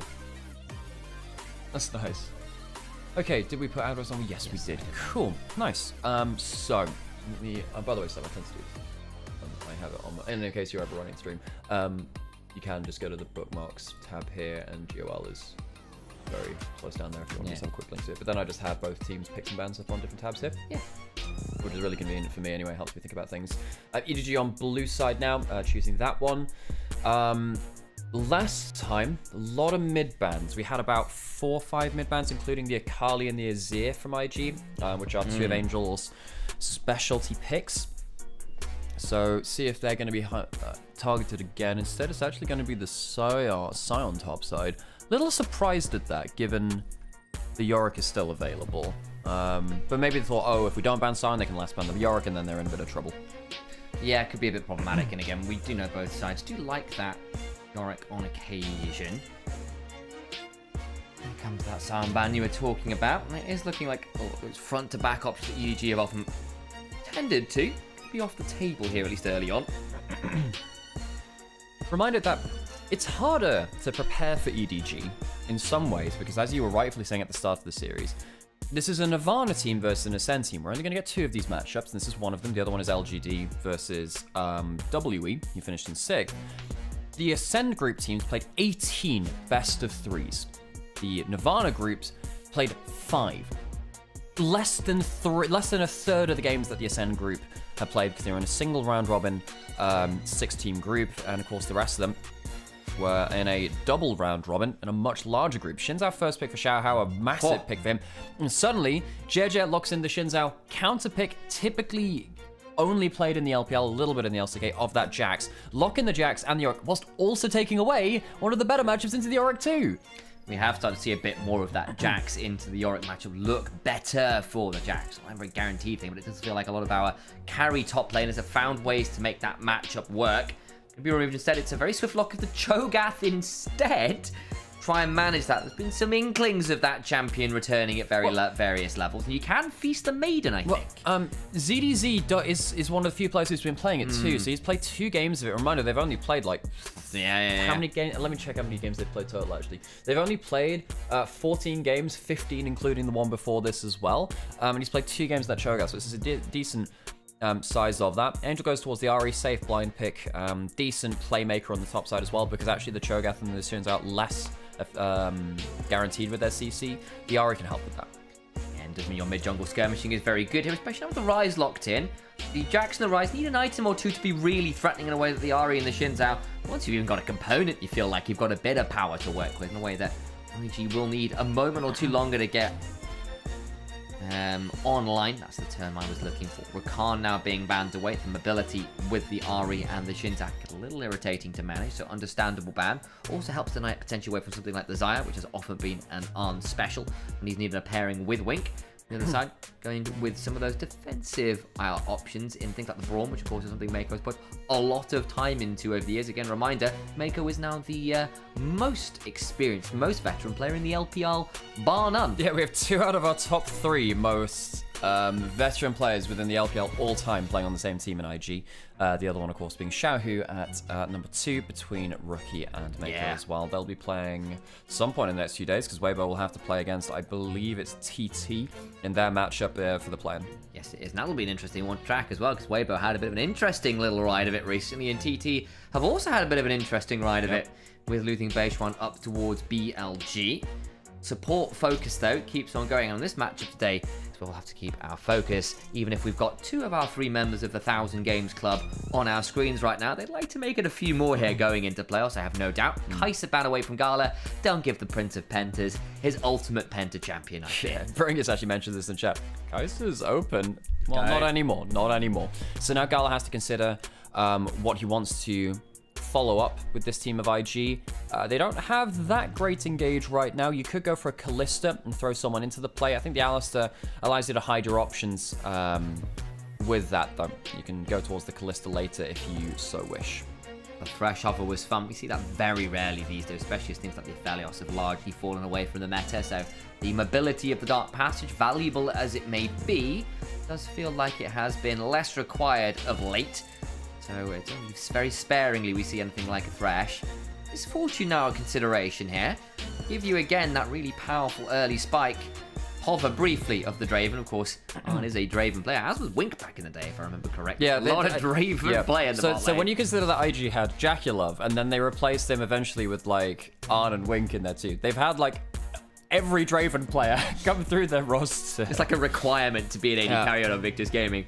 Do you main Draven? You just go, like, you actually have to take your interview while just juggling axes. Yeah. It's the only way towards in real life. Like, you're not in game, you've got a real life juggle. Only way you're allowed to actually play from Victor's Gaming and sit down on those chests. I think Ezreal's a completely fine picker now as well. Allows you to get through that laning phase of the Alistar. Alistar's okay into the Nautilus anyway. And allows you to have a decent matchup into the Misfortune.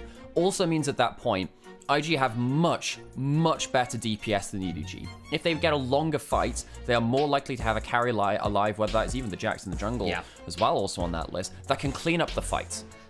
My issue then is, it's not really an issue, it's just the caveat then, perhaps the better way of putting it, is I'm looking at IG's team and going, okay, Yorick, Jax, Ryze, Ezreal, that is a group of carries that screams 2+ items. You really want to get a couple items on most of these carries before you're really online. How long have we spoken about Ezreal 2-item spikes for now, guys? Might have been a few years by this point. On the other side, MF, Ahri, Xin Zhao, Nautilus, all really good at the component level, at the 1-item level. You can potentially just blow out those early skirmishes and snowball so far ahead. IG don't get to that point where their DPS check matters. That's a good point. It's a good point. Yes, I think the 1-item spike from EDG is a little stronger. I don't think it's strong enough to make it an entire win condition. It's just like, if IG already suffer in the early game, and it also comes to like, oh, actually, we're not quite as strong and we're still choosing to take the fights, maybe there's an angle. Do you have to think about those things? IG will always look to fight early, and EDG, well, they want to take it to them as well, especially with players so aggressive too. So, 1-0 up is IG. They're against the side choice now of EDG, and we'll see who gets, whether it'll be an evening of things or match point very early for IG. Keep our eyes on it. And it was a nice little breakdown there of your thoughts on those team comps there. I do appreciate it. Of course, one of those kind of requests I had. EDG coming out that last game is like, look, I just need you guys to be a little bit more proactive on your own terms, not just reactive to what IG are doing. And I do think this comp has got a bit more ability to do that with the Xin Zhao, with the Nautilus, with the Ahri as well. You can look to make that go forward a little bit further. It's not the full Hall of Legends skin. It's only the tier 1 Ahri. Is that what level Ahri skin is that, Al? That one, I guess we'll see because it has to transform throughout it. So that one's actually the base level one with that splash, but I don't. Yeah, that one's the base level splash. Let's listen to the gyros, which will be anything like base level. Let's up the volume.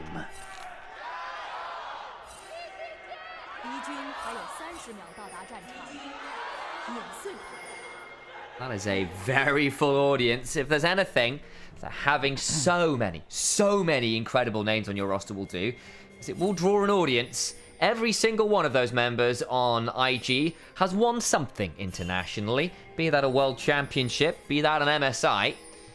You have got a bit of a Hall of Legends of your own right there in terms of LPL royalty. So it is worth noting, by the way, the LPL does actually have its own Hall of Legends, by the way. They booted that in, trying to remember if it was 2020 or 2022. They have to be I think it was in 2020, but they took a break in 23 because they had instead the top 10 LPL players, which included active players. But you had to be retired at that point. So I believe Wei Xiao and Clearlove were both in that list. As they should be. Very early on. I can't remember who else was in there. But yeah, and then of course we had the top 10, which included Rookie. I'm trying to remember, it included Gala as well, actually, trying to remember. Anyway, it was a pretty tight list. It was good. We had like Uzi Vane, we had, and it had chromas with all of them. So in fact, you know, when we had the leaks before it was officially announced of like, oh, you know, Uzi's going to get a Kai'Sa skin. The skin that they used to kind of like fake promo it was actually Jackie Love's chroma from the, from the top 10 LPL players team list of all time. There we go. You keep our eyes on Jackie Love, notoriously also fantastic Kai'Sa himself. There's been a few of those through the LPL. Yeah, I wanted to. I would argue perhaps that Gala's the more famous Kai'Sa at this point. The Jackie's is anywhere near a slouch, make no doubt of it. But there you go, we'll keep our eyes on it. People like Wei Xiao and Clearlove getting the nods there, I think is pretty valuable. It's one of the things I think will be interesting to track as the Hall of Legends becomes a more tenured thing within the League of Legends esports space on a global sense. There are some players from earlier seasons who people may not know as much about, but who are worthy of consideration for that. People like Wei Xiao, right? You have to consider as arguably the greatest AD carry player of all time, depending. Important things, by the way. The Shy is using the Yorick skin with a hat. It's very important. He has a hat. Yeah, the thing about Pentakill Yorick, which people got really annoyed about, is like, my dude, this dude has like the slash top hat, even though it's the basis, but he had like the slash top hat in the skin, and didn't have it in game. In the splash, he had it. I was like, my dude, where's the hat? Where's the hat? Important things. Very important things. Oh yeah, big reason why Char gets picked into Yorick, by the way. And now, problem is, we have seen ZDZ pick this into a Yorick and get absolutely blasted for, solo losing a game. The reason why you're meant to pick it is because you get the sustain off of killing the ghouls. Cho'Gath passive is effectively when you kill a target, you heal a flat amount of HP. It doesn't matter whether it's a small minion, a big minion, or whatever. So with loads of the extra ghouls around, you can actually trade a lot more. Problem is, Yorick doesn't care. He still does a lot of damage to you. So yes, he's going to heal a bit off the ghouls. But Cho'Gath still never wins trades versus the Yorick. No. But on the other hand, it feels like no tank ever will. If there was a tank that might do it better than most, Yorick is probably up there with something like the Sion, which in fairness was banned away, I'll note. It's not like that could have been picked, where you can just press Q and clear the way from the face of it, JJ. Most interested in clearing as fast as possible. The Dark Possession comes on through. It's quickly knocked down. Hanoon, Yorick. Just put that out somewhere out there. Matt Mercer turns in his, I mean, not really a grave. He's actually alive. That feels like a bad bit of juju to give out. But, you know, the point still sounds proverbial. Voice actor grave. Yes, which version of Matt Mercer? There's like a million of him. There's actually 2 of him within League of Legends, by the way. He's Gangplank and Wolf in Kindred. Very true. So he already plays multiple champions within League. 2 of the better voice lines. Nice as well. Nice work from Gala, yeah. Xiaohou going topside. They do have kill threat onto the Shy here. If one more CC lands, could be a problem. Do Dark Possession. Flash over the Rupture as ZDZ holds on to that one well. Just about out of mana here, but earns himself Flash as a result. So good stuff there from EDG. No, with Xiaohou waiting in the wings, could have potentially tagged on with Red Buff and the crazy early burst of that Xin Zhao. That one makes sense to me. So that's an important summoner gone. Means that the Shy has less early kill pressure onto ZDZ. Still not, you know, doing the best in this lane, I guess, in terms of the trades. It is doing fine in the CS, though, even though the Shy will even up with that with the wave crash coming back in. this matchup only gets worse as it goes on, basically. Like, now is the good point. Much like with the Jax versus the Yorick 2, typically it's like, starts insulting wow, your mother. It's like... really rude to all the staff. It just gets increasingly more obnoxious, you know? Hang on. Look, this is a bit slanderous. Like, Yorick is actually quite a nice guy in the lore. I chatted to his maiden. He says otherwise. His maiden... Poor girl has to deal with this horrible, obnoxious guy. His maiden is only the negative bits of Isolde's soul, Sam. I don't believe it. She's a wonderful lady. Are you simping for Isolde, Sam? let's get Viego on the case.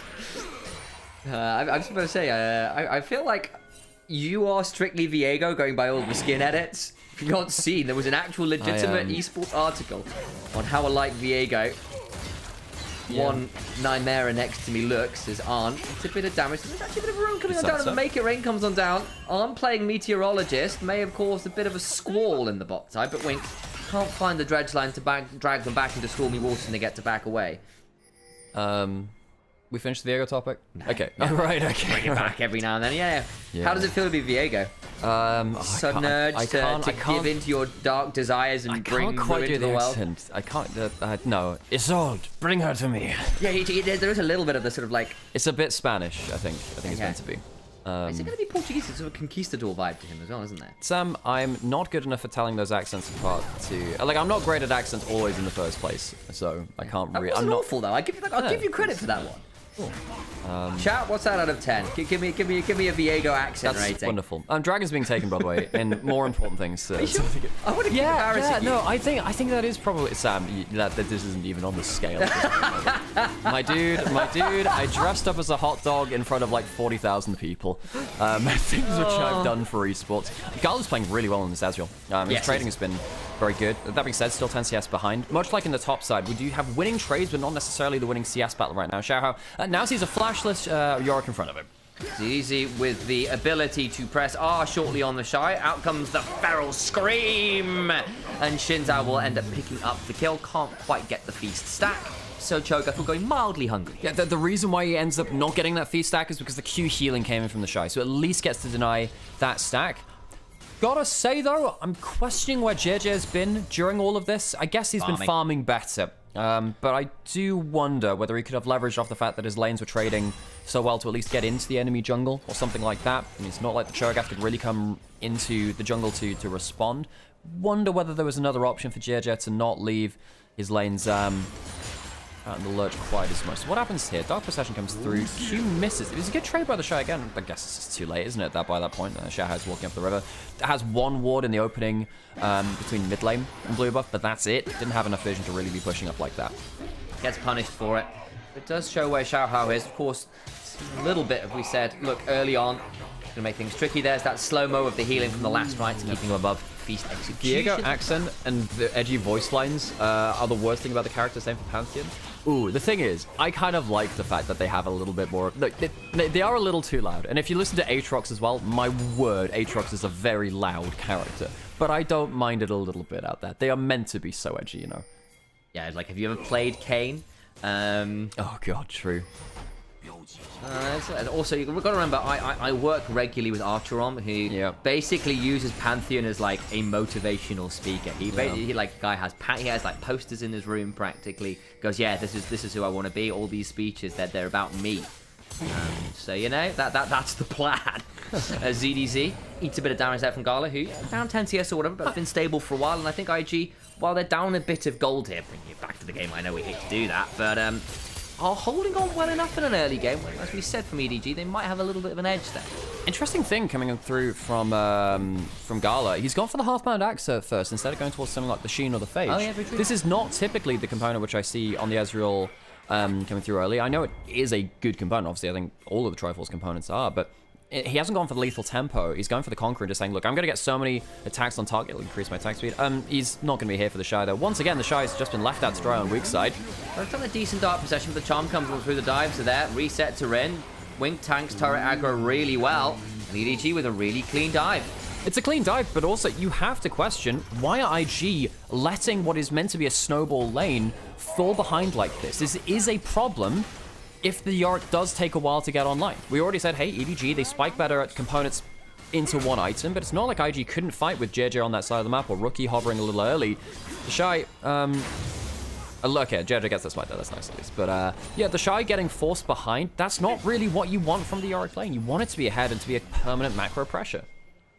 Be the idea. Unfortunately, lose a couple plates there. We'll note as well, IG got in the early dragon, but Grubs were traded 2 for 1, but it's still in EDG's favor on that one. So it ends up being a pip each on the tracker towards objectives, towards the feats of strength, but that's about it. Okay, there's a lot of talk still. Hang on, is there going to be a... No, JJ's coming down. They see Shahat. They still going to go for a dive? Presumably not. This should be the end of the fight. So there's a lot of talk in all 3 of the chats now, actually, about favorite voice lines. Kindred's been mentioned. Kindred has fantastic, awesome voice lines. I will completely agree with that. Does anyone else have favorite voice lines within chat? I think actually Yorick has some really good voice lines.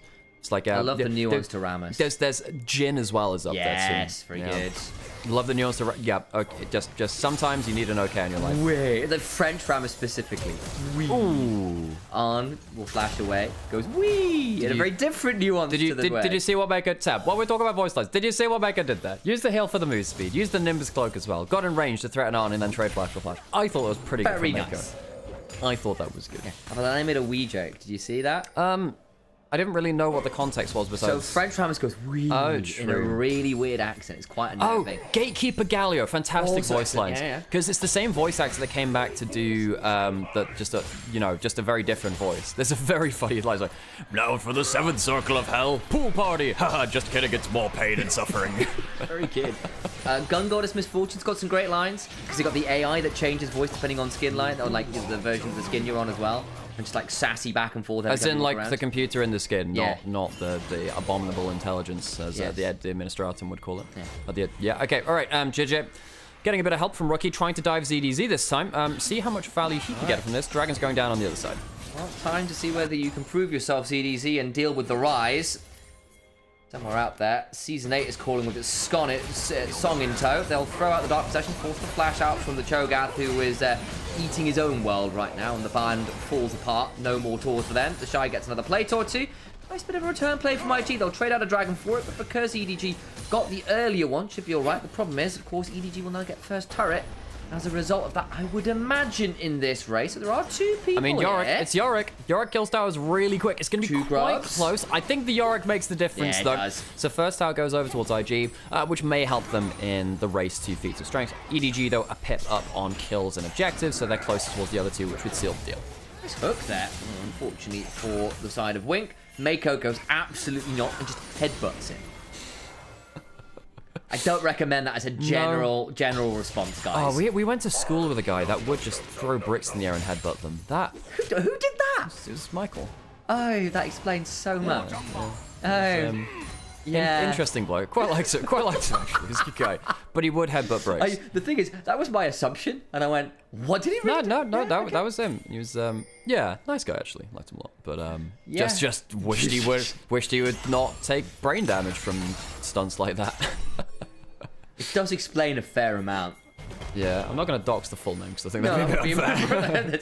There's plenty of people called Michael. Michael Owen. It's Michael Owen. Yeah. Little known footballer. Hit a brick like it. If you can head a brick, you can head a ball. Oh, God. Things that we talk about in League of Legends. So minimal gold lead towards EDG, and I'm not going to say nominal, although I guess it means the same thing in this case. But first item has been hit from EDG. IG have the Triforce. They have the cubed force, which is Triforce to the power of 3. Well, it's not really then a tri. It's a force to the power of 3 because you have a Triforce and then 3 Triforces, which is then cubed. So it's 3 to the power. Is it 3 to the power of 3 or 3 to the power of 3 to the power of 3? It's force to the power of 3. So whatever force is to the power of 3. Well, is it a dark side or a light side force, Al? That's a great question, Sam. Things which I wish I could know. Maker caught out, but does have the ultimate. Make it well unbreakable. You can never break my spirit. No, my spirit. Maker goes down. 3 damage for the REQ on the way back does make it a little bit annoying to survive as the Alistair. By the way, if you've never watched that episode of Futurama, do it. It's really funny. Oh, Gala jumps forward. It's going to take half his HP. Now, that could be a bit of an issue because now it means he can't necessarily defend it. Well, it means the Shy has to come over for this next wave. Bullet time. That's great, Sam. I'm happy for you. You know, I've just defaulted to saying that when I was like, how do I want to diffuse this situation? That's great, But you Sam. could join me on the silliness. I do occasionally, Sam, but I must choose my moment every so often. Well, do you? Do you have to choose it? My dude, between casting with both yourself and hysterics over time, I've had to learn when things must be brought back to the path. Oh dear. Well, Mango Meow saying Elementalist Lux has got some of the better voice lines. Actually, hang on, Mako doesn't have ult hit.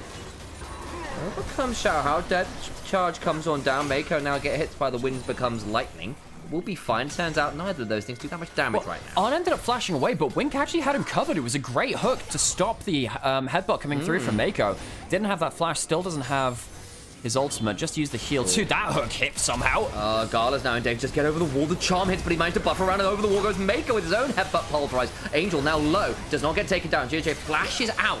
There's a lot of people blowing summoners and the health bars traded, but no one dies. And while all this is happening, if you look at the minimap, no one is on side lanes. Both of these teams really wanting to bring people to the play. EDG do have the third kill locked in, so they have that bit of the feats of strength. If they were to get themselves the Herald, which is spawned, they would get themselves full feats of strength, which feel pretty good on this patch, actually. IG have 5 people strong, and Mako's ult is now back up. No flash on Angel, no flash on Arn. Could be problematic. Mako, step 4, makes his will unbreakable again. This time the Herald claimed by Invictus Gaming. Looks potentially turning this around. The counter-strike with procs on GAG, but can go forwards. The Dark Protection goes on down. Shy with the Crescent Guard running as the Shy gets absolutely popped. A 3 Talon Strike and a Wind becomes lightning. Fries the circuits of the Shy. So the Shy tried to go in for a bop onto Xiaohao while his ult was running, but the ZDZ just got a stack off of him. That's the kind of thing you don't want to let get too out of control, because again, it stops the Yorick from being able to take over in a game in the way that we know he absolutely can do.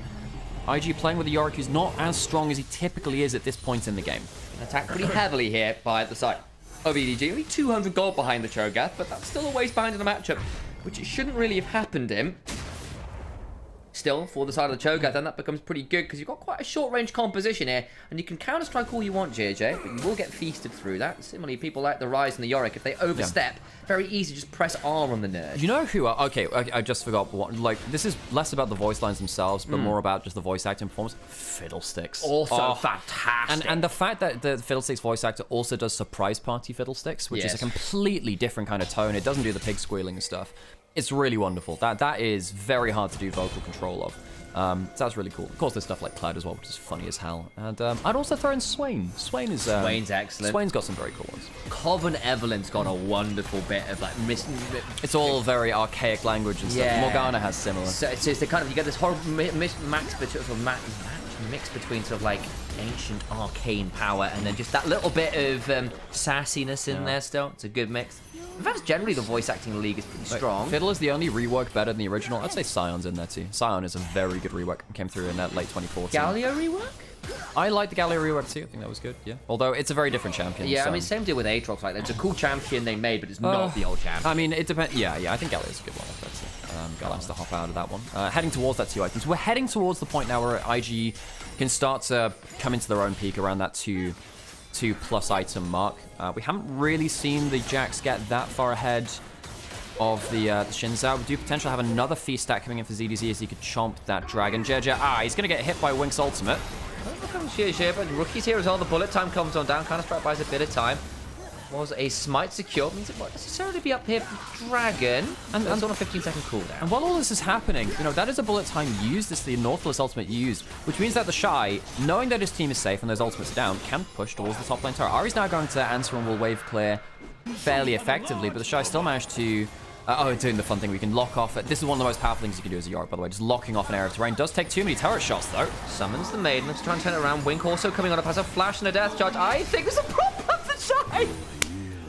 Flashes for his own last rites. Go out on your own terms. That's my go. The Shy very nearly getting the regen he needed from that last Q to survive a little longer, but Angel using the last Spirit Rush charge to re-angle the Q for the damage on the backswing. Very close to missing that. Just about gets the damage calculation right. The burn with the Malignants included. So the Shy really struggling now. 0 and 4, shut down by his own team, and EDG really pressuring down onto him. IG scrambling now. Their macro plan has fallen apart a little bit. Comes the Realm Warp, flash for the barrel, Scream silences and denies the Realm Warp. Crescent Guard knock into the wall, Rookie now in danger, but JJ is the one who's split off. And another Scream comes through from that Cho'Gath. Rookie now in danger as well. EDG find 2. And this is while IG were just about to go into their power spike, just got an opening on the map because it was Wink and Arn that misused their ultimates onto JJ in the blue buff steal. Just before Dragon. IG making a couple of sloppy mistakes. I was saying, earlier, look, you want to be supporting the Yorick early because you need him to be strong on those sidelines. You can see what happens when he's not as impervious in the 1v1 as you would like. It's a great pick-off by Angel, which allows EDG to play more aggressively on the other half of the map. 1,500 gold lead now towards Azari. Have a look at this play again because it's a really good combo between Xiaohao and ZDZ. This silence after the flash denies so much here. There is no way out anymore. I wonder whether Rookie should have just kept walking, because it only matters if the Rise is CC. I wonder if he should have just kept walking. JJ can potentially threaten a counter-strike, and then maybe Mako could have walked around to support the Rise as he tries to catch up to the Realm Warp afterwards. Mistake there. Now suddenly Angel, 8 stacks in the Darksteel. 2 items hit. Has the improved Merc Treads as well, which can very much help versus the Jax and the Rise. The CC combo can often lead to you dying before you can even flash out, which is a big problem. Angel's in the driver's seat now. What they say about making sure that someone takes the wheel. JJ hops forward, just not quite in range for the counter, right? Angel's going to be on a back and away. This is why they're useful. Down, and they manage to flash away. JJ trying to get out to safety. Flash for the charm. Knockup comes on through, but it doesn't matter. They get the kill. Mako has got the flash, maybe forced to use it. Does so. Gets out to safety. But look at the value from the Chain Lace Crushers. Those upgraded Merc Treads 100% save Angel's life. He gets another kill participation. EDG will kill JJ, and EDG are very far ahead in this game now. They are significantly ahead. Look at the top of your screen. That is near enough 5,000 gold towards EDG. It is Invictus Gaming. They've been known to finagle their way out of tricky situations before, but for EDG, this is a much better game state. We asked for a bit more proactivity, a little bit more playmaking. And they spike earlier, they play better earlier, and they find themselves now on the Atakan. Rookie is around. How aggressively do IG want to contest this? I think the answer will be quite.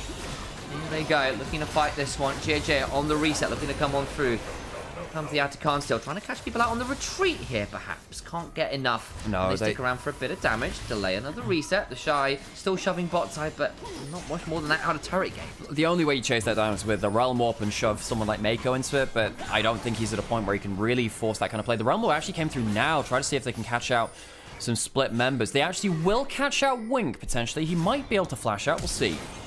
We managed to get the Rune Prison down. Flash for the head one. Just headbutt into the wall, into the Pulverize. Hops on forwards. Counter-strike comes on down. And the kill done into Rookie. They get the tier 2 as well. So there is a little bit of a silver lining there for Invictus Gaming. Kill in a turret. However, on the other side, Atakan claims it's ZDZ getting another stack. By the way, he's on 9 stacks. That's a lot of stacks. You get max 6 from minions. And then the rest of them have to come from champions, large objectives, and the like. It's a very large Cho'Gath. It's a very large Cho'Gath who's getting pretty scary, actually, because champions like the Jax hate playing into Cho'Gath at some points in teamfights if they get fed enough, because getting silence means you can't go through your big rotations. And he's just very hard to remove quickly from a team fight, especially once you have very mobile members cleaning up after him as well. 30 seconds till Dragon. EDG, if they get another Mountain Dragon, makes that tanky Cho'Gath even more tanky. And the problems will compound from Invictus Gaming. You could say it's sort of like cubes the force or whatever it is we're talking about with the Trinity Force forced. There's powers at be. Yeah, Trinity Force. Xiaohao also stepping on down, looking for potentially something. Can't quite land the wind becomes lightning, but I've invaded onto the blue buff. Mako's a little from his team. But the morning mist comes from the Shy to send his ghoul army at him. Get him! He yells, and blue buff secured. No smite used for it. Right. Begins. Down on 10% HP. Does have the Bloodthirst, so can heal up, but it's not going to be that fast right now. Yeah, luckily, IG don't have themselves a Realm Warp. Rookie does have Flash. He wants to go towards Arn. He goes to it. Arn will cleanse, flash out. Angel now looking to turn around. Gets a bit more damage. Doesn't actually have that much done onto Rookie. Managed to speed away as the Depth Charge comes on top of him. Looks for the Charm. Lands it onto Rookie. All the while, that means they're not affecting the rest of the fight. Continue to be a mess. The Crescent Guard comes on down. Rookie still splitting up. Being really obnoxious. Wink is low. The Mystic Shot just wide. Continue to shoot though his Gala from range. Arn still at 20% HP. Can't get involved. Wink also nearly out of this. EDG, I think, are in trouble. Rookie gets one. Bullet time comes down. Rookie, but he's got a Seras. So much shielding. They're getting everyone. Oh, EDG. Not like this. How do Invictus Gaming get away with it? They should never get away with that fight. Rookie flashes in and fails to get the kills which he wants. But EDG still split up in a way that they can't protect the misfortune. The fact that Arn starts the fight at that HP is an absolute killer for EDG. At that point, just give up the damn dragon. You don't need to die for it. Rookie took a great trade onto Arn to get him down to that HP. As soon as this happens, I think you have to play either for another wave in mid lane, get Arn healing off of those minions, or just call off the play. This is a huge mistake, especially when the Ezreal lands. You have to call off the play. Huge mistake. EDG not understanding the threat that they're under. And then Rookie doesn't die. He becomes such a menace that they send 2 of their damage carries. The Ahri, who's 1,500 of the gold, and this Misfortune as an extra 1,000 of the lead, are not involved in the fight. And at this point, you've got an Ezreal, you've got a Jax, you've got a couple items. They still do damage. Yeah, it's a very mobile team. You know, Gala has a lot of range. The Charm doesn't land onto Gala either when the Rupture lands onto him, so the CC chain fails there. The bullet time doesn't full channel onto Rookie because he's is shut down before that can channel to the full length of it. And now suddenly we have, you know, Ahri does have the 10-stack Medjais. Angel is still very, very strong, and I'm a huge proponent of the Medjais. I think it is Ahri's best item by far, but losing an important play like that, losing a bit of the wind in your sails, could be kind of crushing for them. Well, for context, that gold lead was nearly 5,000. It's now, what, 1,500? No, yeah, that's not a lot of gold difference, especially for a comp that will scale really well. You've got to important 2 items. I remember, has no flash, no cleanse, it's gone! Teleport coming in from the Cho'Gath, but now he might be caught out of dodge too. Where's the DPS? No bullet time for this fight, of course, now. Mako steps on forward, gets a lot of value, finally gets into rush, but is still unbreakable with the will. Needs to back away before the feast can come on through, and ZDZ is left hungry. Can't find a kill onto the stake, which he would have so loved. It's left a little too rare for his tastes. Yeah, Mako with that ultimate means that IG don't lose anything in the back, kind of like the backhand coming from EDG. Wink now quarter has no flash. He's gone too far now. Goes straight to Rune Pigeon. Do not press go. The gold lead's gone. The gold lead's gone. It's just chain in from EDG, a team that, yes, were in Group Nirvana, but hey, they've got some scrappy members, and IG, they can occasionally slip when they're dancing to the beat as well. For IG, they managed to pick up the pieces. JJ, Rookie, Mako finding their way into the cracks. Now Angel jumping forward, trying to get something, but the Baron's already gone. Turn it around, ZDZ now in danger, gets a good feral scream for a second, but it's only a scream of pain as he's deleted. Realm Warp comes on through, looking for more. Counter-Strike is down, the bullet time's there, but they lose the jungler. Angel, no ult running, Arn in danger, gets tagged by the Mystic Shot, and the True Shot barrage. The Morning Mist landed, it's a triple to Gala. Gala with a triple kill on the Ezreal, unkilled in this game somehow, some way. Only him and Angel will share that accolade. From this game, IG swing what was, as you were saying, a 5,000 gold deficit into a 2,500, 3,000 gold lead with the Baron in tow, with a team which does, I believe, outscale the side of EDG as well. The fact that EDG have thrown not just that first kill with Arn dying in the mid lane, but also Wink dying afterwards means it's so hard to contest afterwards. You don't have the misfortune. As we were saying, just coming out of the draft as well, EDG don't have great DPS. They have a good initial combo with the bullet time if it's there, and the Ahri, blah, blah, blah. They don't really have the ability to clean up in the way that IG just showed you they can on the other side. So much mobility, so much chase down, and a lot of damage across all their roles. If you ever asked for the quintessential teamfight AD carry in the LPL of all time, Gala's probably at the top of that list. He is so good on champions like this Ezreal, like this Kai'Sa, who come into the mid game, come into these team fights, and just take over. Kills are now even. They've got themselves up that gold lead. There's a minute until the next dragon, which of course they claimed the last one, which denied Soul Point. Yeah, you've still got the 10 stacks on this, Ahri, but how much does it matter at this point? How easy is it going to be to get more stacks when the rest of your team is beginning to slip away from relevancy? Particularly when everyone but the Ezreal, and the Ezreal's even got barrier, are really quite tanky. You've got Merc Treads on 3 out of the 5 members, and the Alistar has the ultimate too. These are not picks which are easy to burst out very quickly, which is typically where Ahri wants to play the game, especially with a bursty build. You know, the Malignance, Leandries, it is your slower burn build better against the HP stackers, but it's not easy to play out that kind of game against a team which is so versatile, mobile, and with a lot of damage coming out of every single one of the members. There's a Seraphs and a Zhonya's on the rise. On top of that, you've got the arm guards done for Zhezhe. There's a Negatron glow on top, of course, those Merc Treads in the Shies. That's a lot of people, but a lot of ways to make Angel's life really difficult. Someone else will need to step up. And I don't know how easy that is right now. You're looking at a miracle bullet time, it feels like right now, which again, it is IG. They've been known to overplay once or twice. Well, they have the magic to come back into games. They've got the other side of that coin, which is the magic to lose them just as easily too. Dragon coming up now. IG, of course, got that last one where the ball slipped away from the control. The EDG fell out of their hands. They're not even looking to contest this one. This is a team which really did need to get ahead and stay ahead. Step one. They did step one, actually. They shut down the Shy very well. Of course, the Yorick is a huge side lane threat, and they did very well at making sure that this game hasn't ended through top lane. It hasn't. You know, the Shy has not really had a chance to play into the Yorick's champion identity, which, you know, yes, it has become more team fight focused, I suppose, with the last changes. But realistically, we have seen how many games of Yorick getting 5k gold leads in side lanes now? That's not been the win condition for IG. They've actually been using Rookie's Rise to open up the fight so much more effectively. -1 Gala, we saw that. But IG now have themselves that third dragon, and I feel like EDG just don't have the burst damage to kill enough people on IG to make a difference. Well, Baron's up in 2.5 minutes. Maybe that's the way you get back in. Try and corral people into the Baron pit and use your various AoE silencers and bullet times to murder Invictus Gaming from within the pit. And potentially be an angle, but I don't know how easy that will be. Again, EDG with this issue in terms of structures. Well, one turret this entire time. Happened last game as well. Have really struggled to actually bring down some of those all-important map pieces.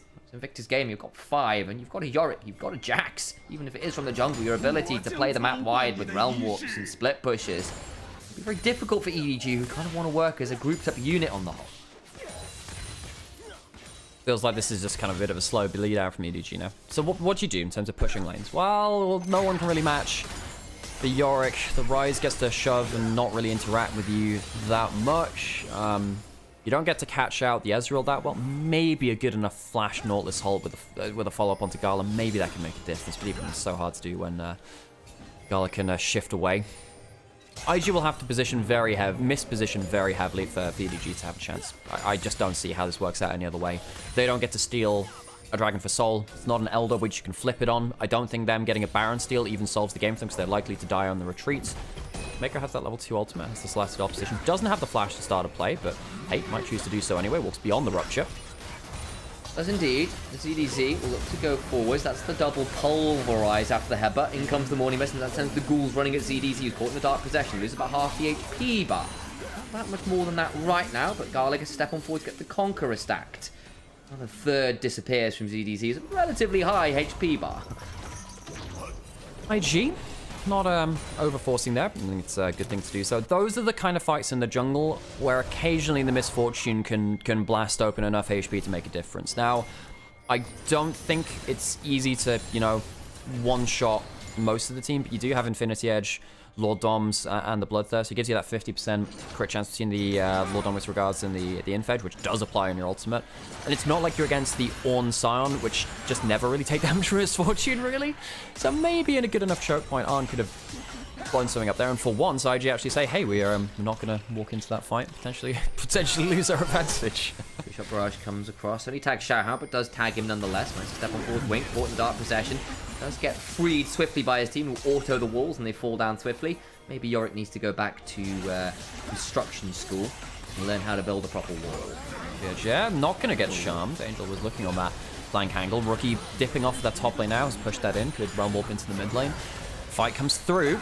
But Pulverize again, the Morning Mist lands. It removes a lot of the resist of ZDZ. Knocked up the GSU, who tries to go into the Grandmaster Smite and just dies. Important moment. Headbutt Pulverize. Angel can look for a little bit more. Another Rune Prison onto this Cho'Gath, who's still so damn tanky. The bullet time is solid, but in comes Rookie nonetheless. Gets another kill. The Rumble into the back. That will mean ZDZ is in danger. Shao also trying to back away. Rookie immediately goes golden. Now in a bit of danger. Has to flash one out. The Rupture does so. Ornn rooted in place. Cleanses out.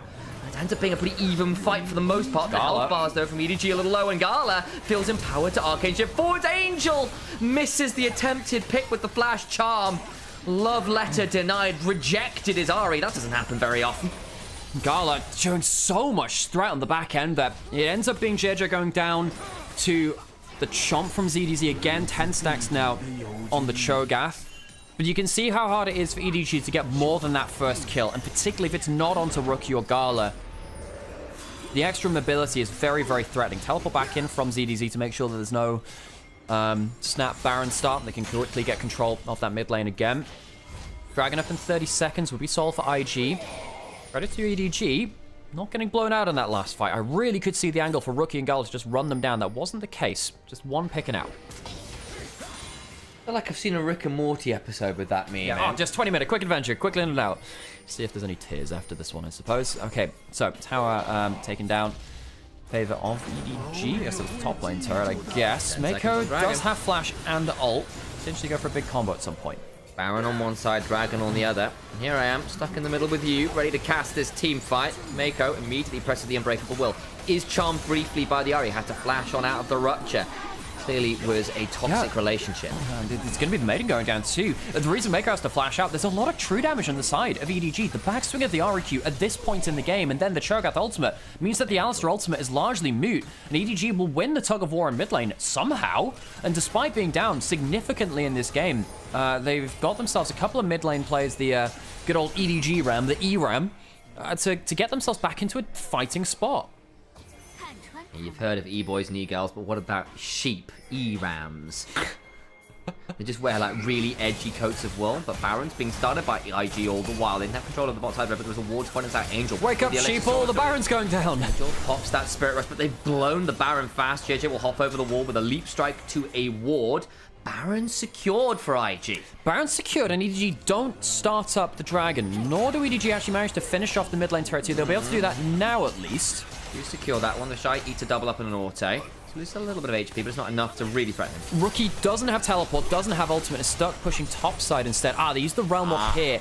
They used that to get the Baron. Okay, I actually missed that while it was happening. So Rookie now with the Baron buff pushing up top side instead. Dragon is getting started by EDG. IG looking to break the base. They'll happily trade that Dragon for a bit more map pressure, and that inhibitor now under siege. They've got a lot of their members still on this Dragon. This inhibitor is nearly guaranteed gone with little that can be done to stop it. They don't give the chomp over towards ZDZ, which could have gone up to 11 stacks with that one. Again, every stack can make him much more tanky. You're already at, you know, a hideous amount of HP, just under 5,000 for ZDZ. Sole point for both teams now. IG a little ahead, but we're getting towards the point where gold becomes a little bit more decorative. Don't really like the fact that Arn has gone towards the collector as that fourth item, but I guess what other crit items do you have that give you decent AD, and I guess Misfortune likes this more than some others. Fire might have been okay, I guess. Mortal Shield Bow, but then the collector I suppose gives you a bit of a dirk, and you do potentially get those really scary auto Q angles where you can just collect an Ezreal that way. And I think particularly with the bullet time doing so much consistent damage, someone drops low that HP, the next wave comes through and often does, because hang on a second, it's a good defensive Q from ZDZ pushing towards that tower. The Baron buff from IG of course still up and available, and if they get enough power play out of this one, maybe they'll feel better about the objective trade. Problem is at this point you're looking at people like Rookie, who's got a death cap on the rise, 4.5 items for Gala, 3.5 for the Shy, the Jax at level 17 with 3 items complete plus a Negatron cloak. Like, you can kill off one of these carries just fine. The issue will be the rest of them. G. Dodging out on the hook there is Gala. Mako as well. Mako still no flash yet to make a big play. IG trying to play across all 3 waves. They have the super minions in top side, pushing in the other 2 lanes with the remainder of that Baron buff. Trying to make sure that EDG could be a problem there. Hang on a second. Jumping forward, Gala. Gotta be a little careful there. Bolder than I. Well, the wind becomes lightning. The backline goes Xiaohao, who will immediately crest and guard. The turret goes. The Shy knocked up and will likely get knocked down, though, caught in the bullet time for the entire duration. ZDZ now trying to buy space. It's low himself. Jisha goes to the backline, goes golden. The health bars on Arn, and EDG not looking fantastic. Counter-strike comes on down, but there's still a very low Mako's in range to be feasted. Gets a bit of a heal. The triumphant roar does a lot of work. JJ finally goes down. The auto Q from Arn. The double up gets him. Root onto Wick, though, who gets rune prisoned again. Rookie, the long arm of IG's law, brings out another. They've got the man advantage. They can look to shove on to potentially end. That's what they're going to look to do. They still have a couple of sections. The Baron buff falls off now. Can try and at least get the rest of the inhibitors, and then maybe super minions can do the work that the Baron buff started. Final inhibitor falls. Xiaohao and Arn doing their best to clear the waves. They are staggered. They're not all coming in at once. So I don't think this will be the end of the game now. Baron buff has fallen off. Xiaohao has his ultimate coming up just now. That could change things, though. Flash onto Arn, true shot barrage, headbutt, pulverize is gone! They've lost the Misfortune, cannot stay. Xiaohao gets 1, but it's only the Alistar. It's none of the damage. They're TPing in, and Invictus Gaming hold their nerve and manage to walk it down to the enemy Nexus. A what? Onto the fountain. Rookie flexing at the end with a little bit of a style point. That was a montage reel from Rookie and Gala in team fights towards the end of the game. JJ doing a mighty fine job of frontlining too, but realistically, this game as it went later and later was about the unkilled Ezreal, which EDG just could not shut down. Gala, another great show on the champion. Well, that was a really fun experience. And credit, in fairness, to EDG for when things started to go wrong, for still being threatening in some of those team fights. Make IG work for it in the end, but they weren't quite enough. IG now 2-0. EDG, it's back to the drawing board again. It was a step forward, don't get me wrong, but it wasn't across the finish line in the end. The Nexus still has to go down if you want that W.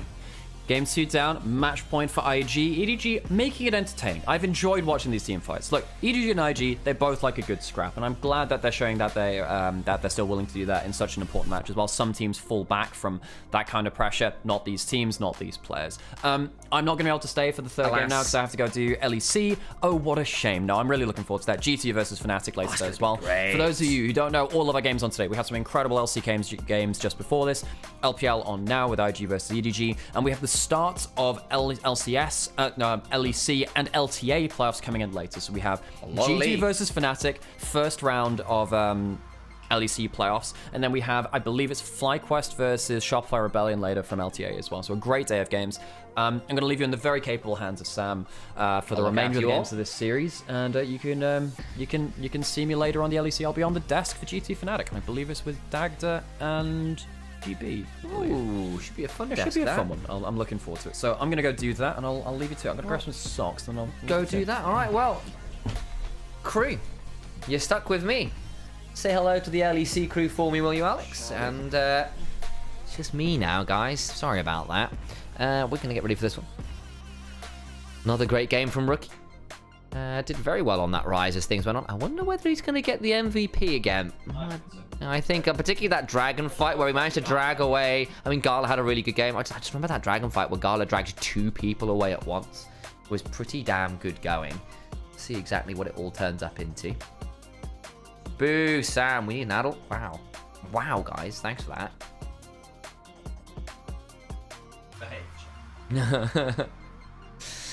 53,000 damage from Gala. That's not bad going. Did himself well over 1,000 DPM there. That was a Chinese Ezreal. Yeah, I mean, don't be wrong. He was hitting a Cho'Gath quite a lot, which does inflate your numbers somewhat, but still, hot damn. That's good going. I think the important thing is that he didn't die. Yeah, he didn't. That's the big thing. Yeah, that'll do. Well, maybe he gets the MVP off that, and I wouldn't blame him. Did he die? No, he didn't. No, he didn't. Damn. Damn. Also, shout out to the likes of Xiao Hao, who was involved in like nearly everything that EDG tried to do. 93% kill participation is no mean feat.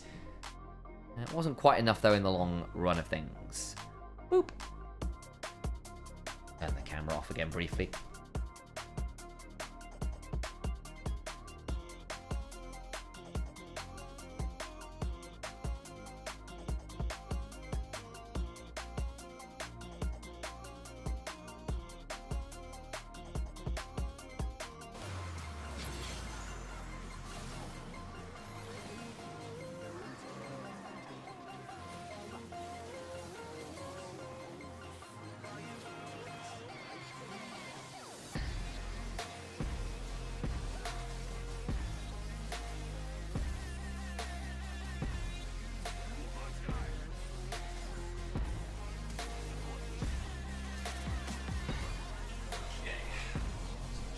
See you around.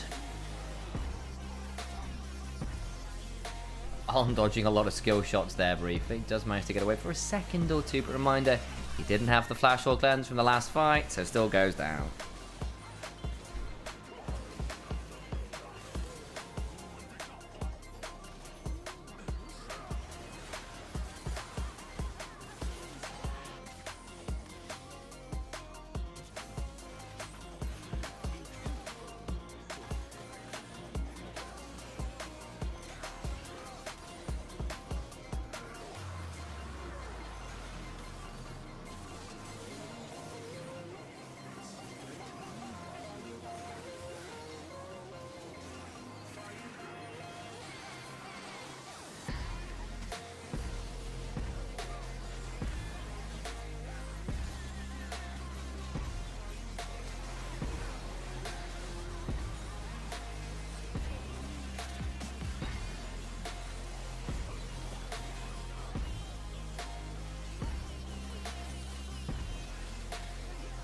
As I said earlier, his ults massive impact. Yeah, they did. Yeah, they did. He had to hit some really good ults. Did Gala. Agreed, Lorendi.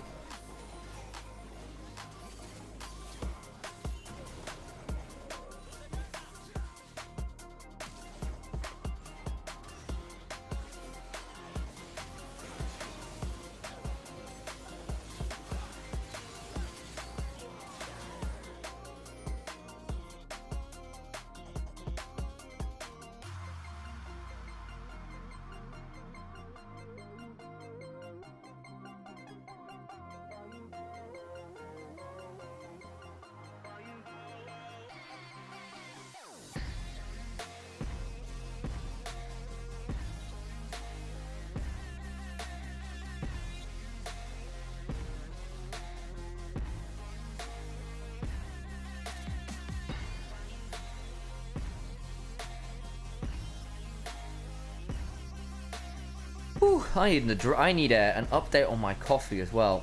I'm a little sleepy here. He landed the vast majority of scores. Yeah, he was very good on the airstrike. Needed to be, in fairness. Particularly when things were looking a little bit dicey in the mid game.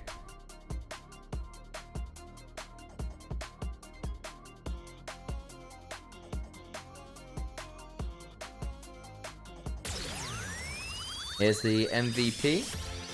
Rookie or Gala? It will be Rookie, who in fairness had some very clutch moments. It's between him or Gala, I think. That's not an unreasonable choice.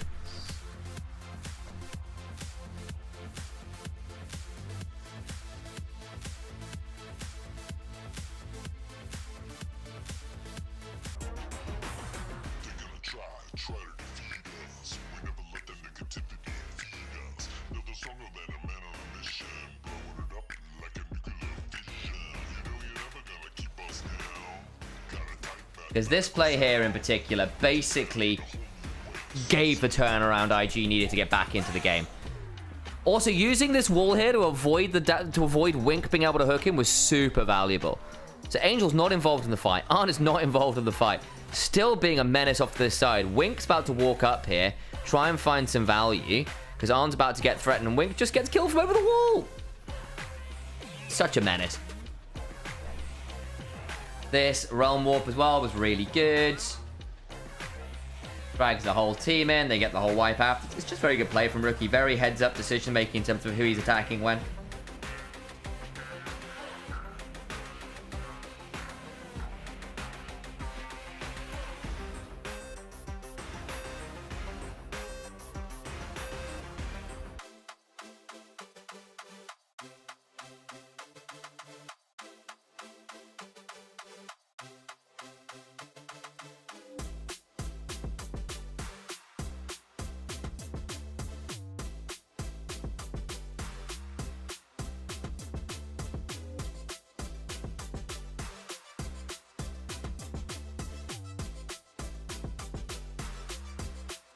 All right, time to add some adverts. Woo. There we go. And Rookie got 7 out of 8. 1 for Gala. Don't blame him. And split pushed. Yeah.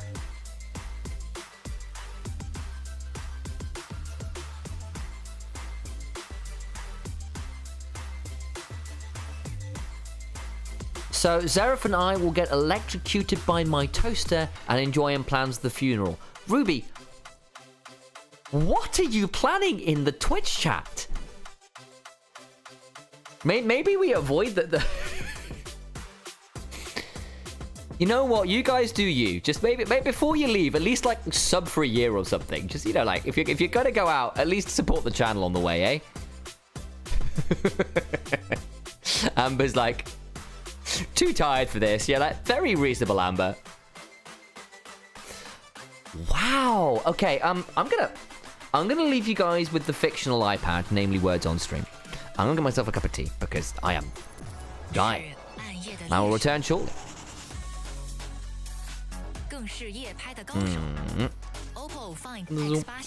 There's Iris. Even in the LPL adverts, they still have the LPL talent. Ain't that cool? Right, I shall return shortly with more tea. 细腻光影，丰富明暗细节，典藏级影像体验。TCL 皇冠战马，更受中国电竞用户喜欢的能量饮料，更受年轻人喜欢的中国能量饮料。中国电竞，当然有我，有能量，当然战马。奥峰电竞椅，职业战队的选择，连续5年中国电竞椅销量第1。奥峰 G7 专业人体工学电竞椅，22项调节，提供腰颈肩全方位支撑。上官方旗舰店搜奥峰 G7。今晚碾压局，你的车。就这样了吗？或者说，开一局吗？开就开。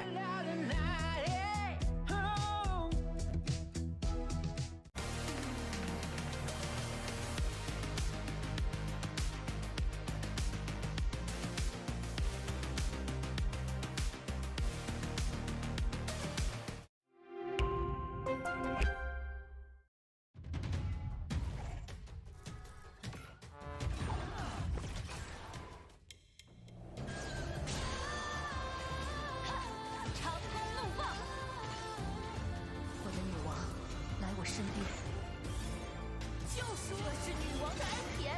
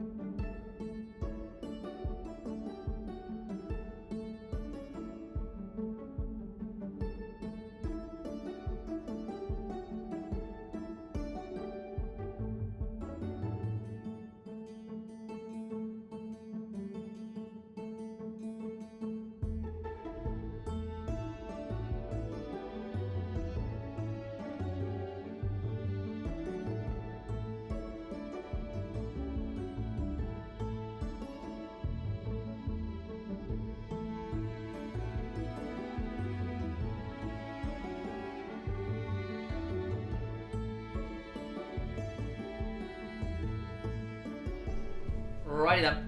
One last roll of the where is it? Come back. Words. Where have you gone? Return to me, words on stream. Boom. I shall return shortly.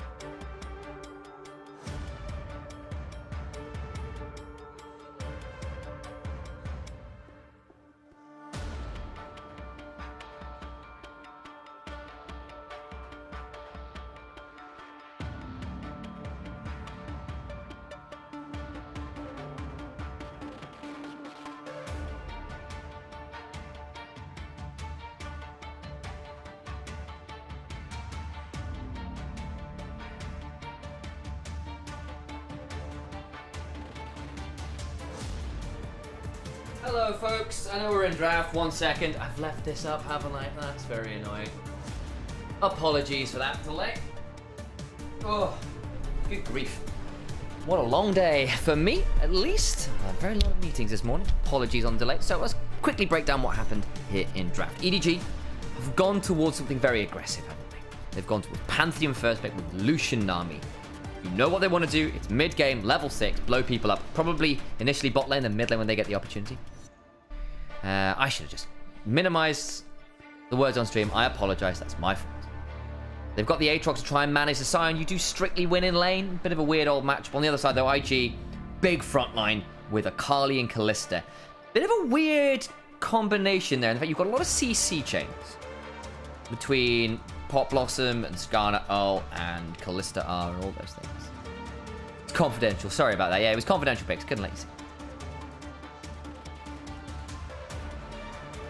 See how that one goes. They've gone forwards to Nico. So basically, IG are going to play fire with fire bot side. The Kalista Nico should beat the Lucian Nami early. One item gets a bit different. And then basically after that, you're looking to get the Akali to blow people up. IG are a little short on damage.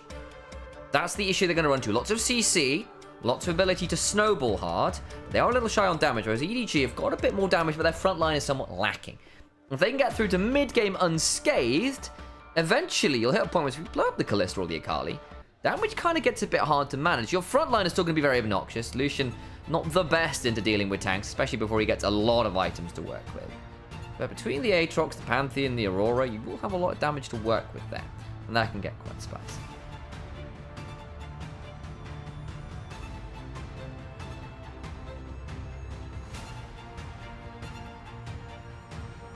So,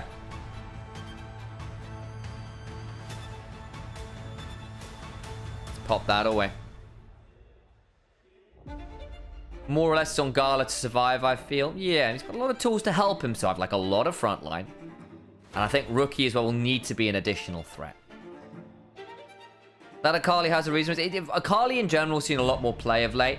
And the thing is, you will always be a threat onto the Lucian and or the Nami, who don't really deal with Akali very well. Which can be very problematic in the mid game, because if we can keep picking off part of the combo, the Lucian loses a lot of power. But onto the Rift we go. Let's let the crowds yell a bit.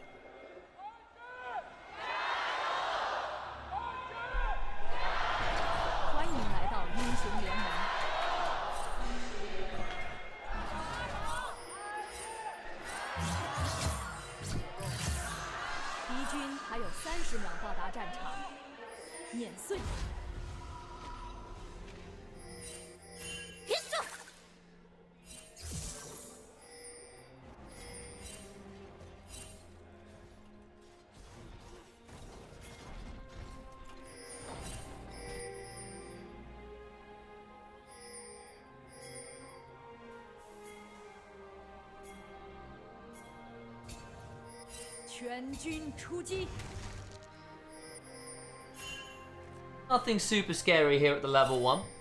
Did leave to get my tea. I was a bit worried someone would start some violence without me, but looks like we got away with it. Phew.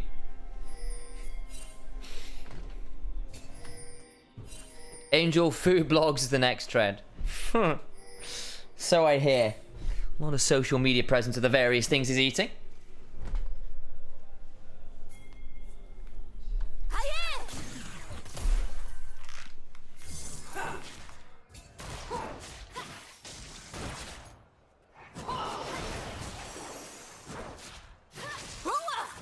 So, early lane, IG, get the shove. Exactly unexpected here. Nico, very difficult to beat at the level 1 with that Kalista. You have ways of trading back with like the electrocute, a bit more sustained, but the double range, the overall burst of IG will be better early in the exchanges.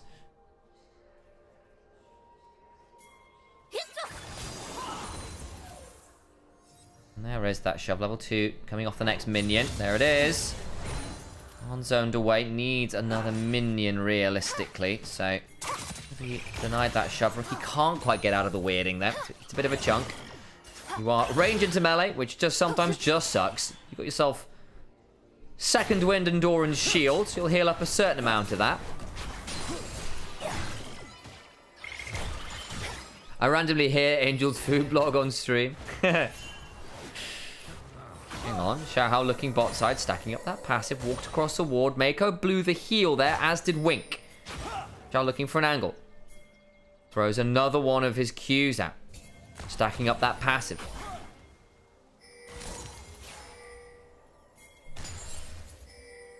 Believe more than one person in the chat watched the Angel food blog. I've been hearing great things. I've never watched. Does he have an English translation? My Mandarin is nowhere near good enough, namely non-existent, to watch. Or a top, I get, but mid. It's not bad into the Akali. You can do this, right? I would... Looking to get decent shove here. The Aurora tends to suffer into people who outrange a bit. Like, you can Victor into Aurora, and Aurora just doesn't win the trades as easily. Rookie getting bullied early on. Very much so. He's trying to hold on to this wave. JJ's coming. Angel goes across the veil. Misses the upheaval. Rookie will throw down the Twilight Shrine to take a Q. 5-point strike gets a bit of work and gets to pick up a little bit more of a wave. Down about 10 TS here, having a bit of misery. Oh, the misery. Angel needs to hire me to translate. Mo, I would support you. Tell them I sent you. Go forth and become Angel's blog translator. I'm not really not independent of the blog of Mo. Bot side dive is happening, and Arn wishes he was independent of all this damage. Gala just about falls. Ends up being a 1-for-1. Wink survives, but of course, the difficulty here is Lucian is losing this wave. Gala didn't want to blow the flash, so we'll die back. Bit annoying there. And importantly, I'll note, Lucian didn't get the assist. Which kind of sucks. And the flash is blown too. Xiaohao will give them the bait onto the Raptor camp, so it's something back here. It's not really the best of silver linings, really. Like a bronze lining at this point. Not the same value.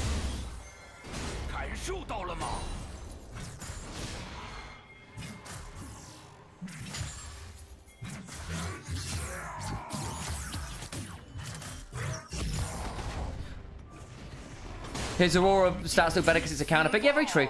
Very true. He's also on a team that wins a lot, which helps. Like, if a champion's getting played by every team at whatever level, you'll often find that the stats get skewed because lower teams will lose it because they're lower teams. It's the same deal, actually. Sometimes very potent picks will have low win rates because the only people being allowed to play it are people who are not good enough to pilot the pick. Like, we've seen it with Kalista before, right? Like, it would get through to, I don't know, 10th place team, but your first through 4 would never be allowed Kalista, right? Because it's just like, against them, it's a death sentence. Xiaohao made their way towards the spot side. On, remember, no flash and no cleanse. A bit vulnerable here. Mid lane, Rookie not quite level 6. That means the Between Worlds comes on down alongside Electrocute proc.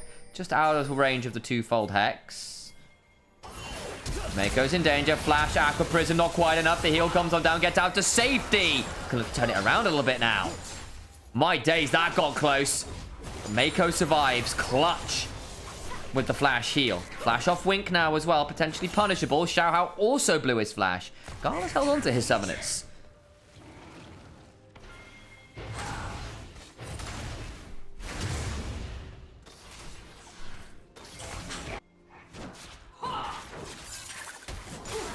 One ward in that bush, not spotted out as yet. Upside the Shy gets a nice Soul Furnace proc. So many people watching the Angel food blog from all over the place. Arm versus Arm must be fun to cast. It's you need to be very careful. It's easier, I will say. Schmerzenskind. Schmerzenskind? Schmerzenskind or Schmerzenskind? I mean, by the look of it, it should be a German one, so I'm assuming Schmerzenkind, but I'm not sure.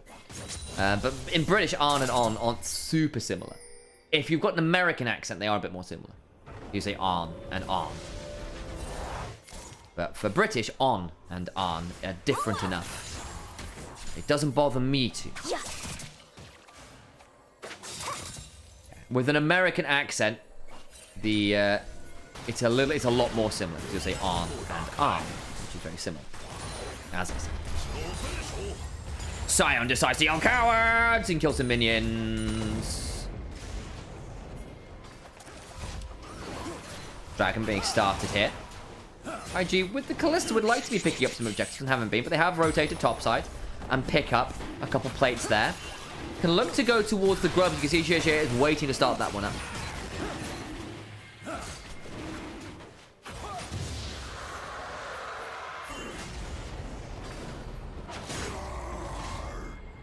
Let's just hope there'll be never an Arn on bot lane. It'd be quite funny. Exactly, you get it, Mecha. Just yell it in German. Flandre has more fun picks, I think. If you're competing for him for a CFO top, it should be hit Rest instead of Driver. Ooh. I think Rest and Driver have both been playing quite well, to be fair.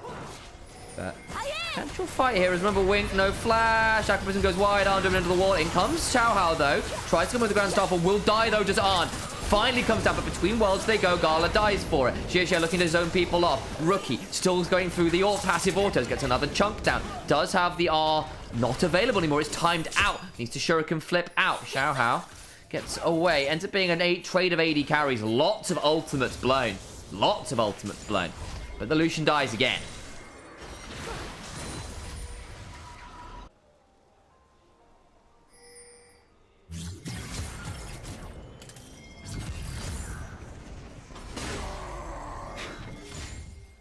Where does that leave us, really? I think once again, the problem is that Arn loses the wave. Gala doesn't. Yes, he's died, but in the end, you still got to kill onto the Akali. The Lucian drops the wave, which does give it that slight edge to IG. Summoner-wise, what was blown? JJ's flash, heal on Wink, cleanse on Arn. Not too much, really, in the grand scheme of things. JJ's flash, but the most prominent.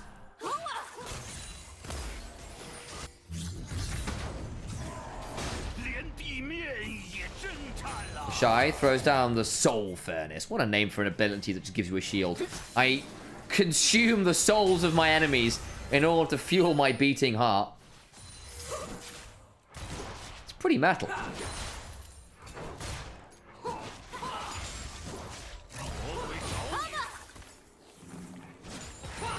Darla here with Arn in the mid lane. The Lucian army, normally the king and queen of mid lane priority. Vision control, so easy to a game when you start jumping forwards with the culling and the Tidecaller's Blessing and all the rest of it. Use that to really force prio. But it does need to be a team sport, Lucian army. They decided to change their strategy, obviously, because this is the game where if they lose, playoffs are done for. It's always going to be a bit of a tough ask coming up from Nirvana Group, going up against one of our Ascension teams, and IG. For all they've been volatile, still had an incredibly high ceiling. You're being asked to hands check some of the most veteran and successful players in the LPL. Angel does get a decent chunk there onto Rookie. They will need to reset here. Has got the teleport. Xiaohao's around. Over comes Xie and Miko. They're TPing in. Xiaohao needs to be wary, as does Angel. Pop Blossom onto the backline, gets 2. The boulder comes on down. Angel in danger, goes across the veil. But where? Where are you going? They want to donate the kill to Rookie, who gets it by Shuriken flipping into a nicely timed 5-point strike. And the bunny is slain. Second kill for the Akali.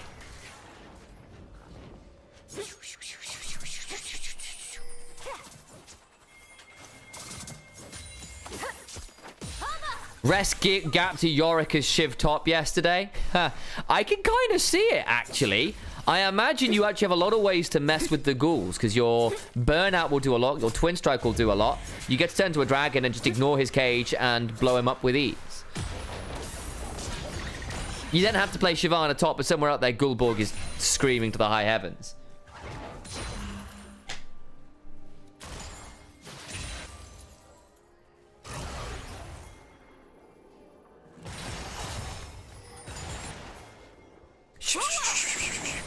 Says Nico.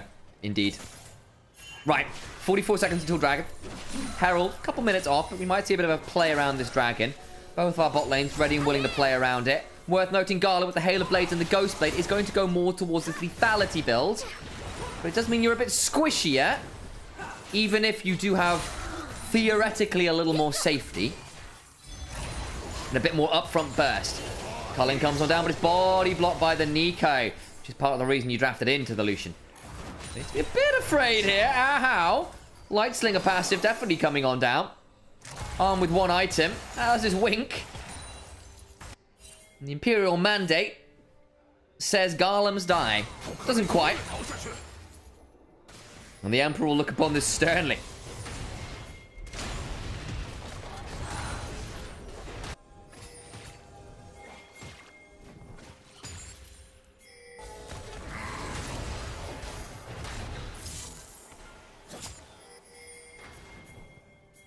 The Shy even in gold, even a bad matchup. Truly Maiko, he is doing very well here.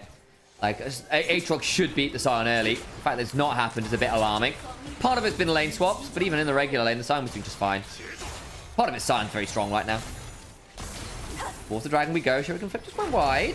JJ trying to zone shower her up. Got the flash. Oh, he was very early on that smite. JJ got to do better than that. Fate's Call learn. Going to get the knock up afterwards. Pop Blossom comes on down, but Meiko just dies. Rookie has the perfect execution away. IG have fumbled this fight. In comes the Grand Starfall. JJ will die.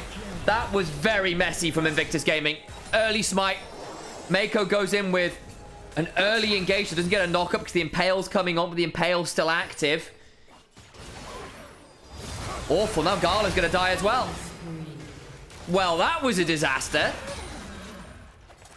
I hope we get a replay there, because that was a cacophony of failures.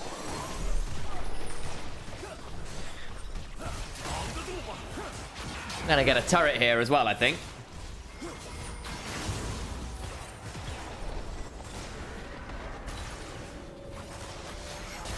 Puts them into a great position here. Then we get the first turret on our way to feat strength. Look at the replay here, because basically the smite is early, and then the turnaround coordination is really bad. It's 1,000 early.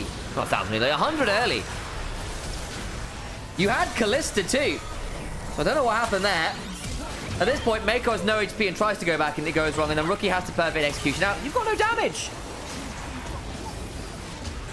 But the problem basically there was you overlapped the Impale with the Pop Blossom, and so or rather with the knockup from Fate's Call, so you didn't actually get that much CC. The knockup from Fate's Call doesn't come through.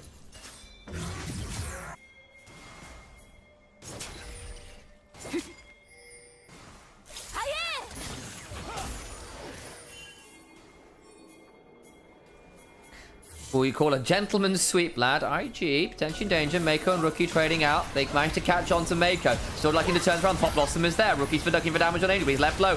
Wink does go down. Rookie gets the reset. The Shy's TP did. Rookie might need to back away here. ZDZ is looking for his health bar. Does go down. The rest of the fight now commencing. Gala's finally turned up. Angel will die. Gets reset with the Ren. JJ will likely trade as well. Ends up being a 2 for 2. Meiko, Rookie, JJ. I apologize. Make that a 3 for 2. TPs went flying. I'm not sure what else to say about that one. They'll get the invade after, but it is in the end a slightly better trade for EDG. Rookie couldn't teleport out. ZDZ importantly got 2 kills out of that. Was falling behind the Shy. 2 kills there. Help make things a lot easier. So misses the Shuriken flip. And then Rookie eats a lot of damage looking at Angel. And then we'll gets the electrocute block, does kill Wink, but then basically doesn't get a chance to TP out because ZDZ pops the World Ender and just gets to walk at him. Auto, Q. Actually, it's just an auto that he cancels hilariously. And Arm comes across, doesn't actually get that involved. It's a bit annoying. EDG should pick up the Herald, and that will be feats of strength to them. IG now down about 2,000 gold here. With a comp that really wanted to get ahead and stay ahead. Wink on this Nami. Being highlighted right now. See 100% kill participation? Damn.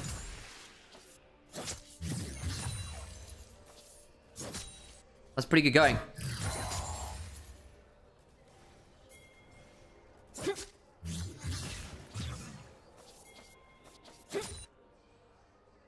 I think he is not quite. He's on 7 out of 8, so no.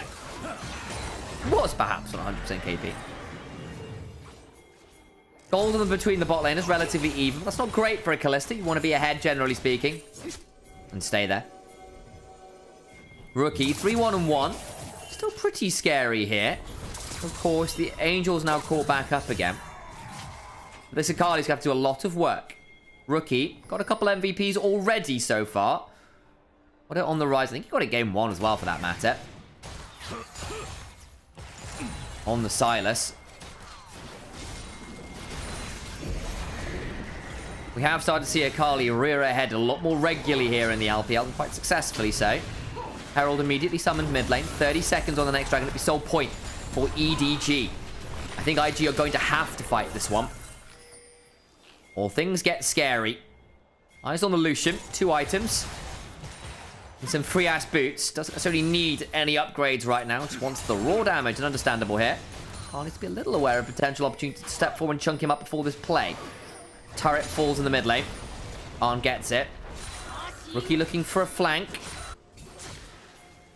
Will get spotted here on a control ward. Has to back off. Angel goes across the veil. Rookie clears out this bot wave. Gets a bit of a shove. Arn. Sort of Arn JJ. Throws an upheaval over the wall. Don't know why I thought he was Arn. He's on the top of my screen. CDC here as well. Looking to see whether they might be able to pick out Gala. Not happening so far. Needs to clear out this wave. Arn looks for something. The Shy doesn't really care that much about the culling, so not the greatest use there from Arn. Between worlds as well. Those are big ults to burn. Not sure about that one, EDG. That could really hurt you here. Just forces IG back for a little bit here. Not that much more. Onto the dragon. IG go. They know they've got the ult advantage.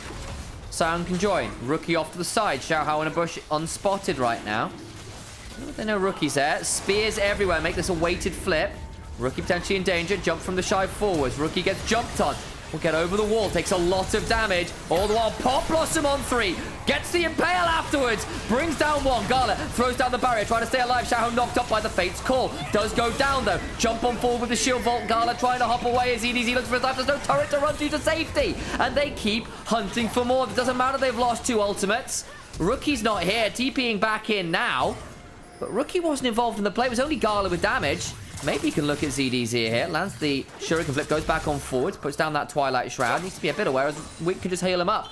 No damage from Rookie right now onto this Aatrox. They can turn back towards Dragon, despite the good start.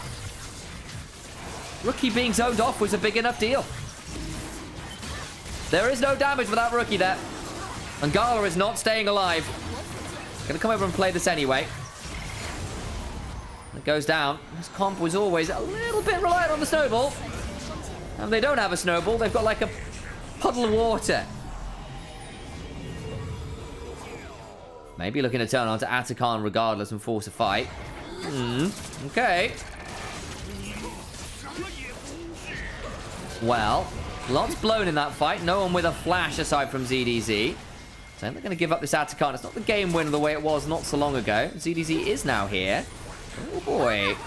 This gets interesting. Angel on the side. ZDZ looking. 8 seconds on the World Ender. In comes the culling. Sion will body block it. Gets a knock up onto the Pantheon. Atakan secure. The Shy goes to the zombie fall. Rookie in the backline looking for an angle. Needs to try and find some value. Arms in danger. Watch out for the perfect execution. They killed off the Lucian. The Shy zombie finally falls. JJ split apart. Angel looking for more. Rookie needs to back away. They've lost Gala again. Mako again. The bot lane died on the other side. Flash for the Darkin Blade. And Rookie just can't do enough. Flashy enough, but they lose 4 for the price of Atakan. And only a kill onto Arn as well. EDG looking very commandingly ahead now. 3 dragons and more gold. Yeah, that Aatrox is a problem. That Aurora, that Pantheon are a problem. The Lucian being only minorly ahead doesn't really matter, does it? Kali's gonna have to do a lot more than that, and Gala needs to not die. Easier said than done when the Aatrox and the Pantheon are gunning for your head every time. Initially, starts off with a good block on Xiaohao and Arm. But Angel on the back end of this play gets onto multiple people. And where does Gala even go? ZDZ from one side, Angel from the other. Yes, Rookie kills off the Lucian, but everyone else dies in the meantime. Nowhere for Rookie to run. Gets out of the Infernal Chains with the Rocket Belt, but flash for that Q and that knockup is enough to bring Rookie low. Gets that Q3 and everyone dies.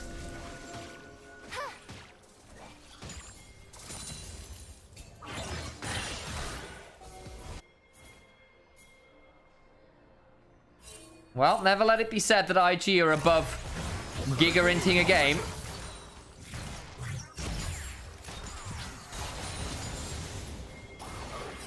How on earth did IG come back in?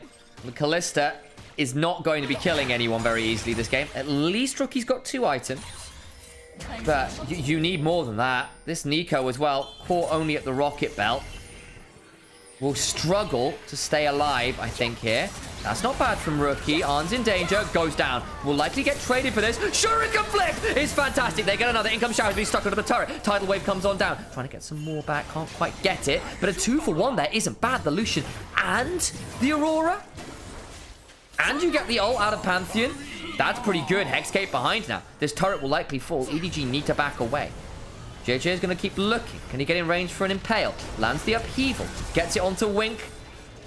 But Wink will flash away, so it doesn't quite land. Additional summoner Earth. Not bad from IG. Needed to find something.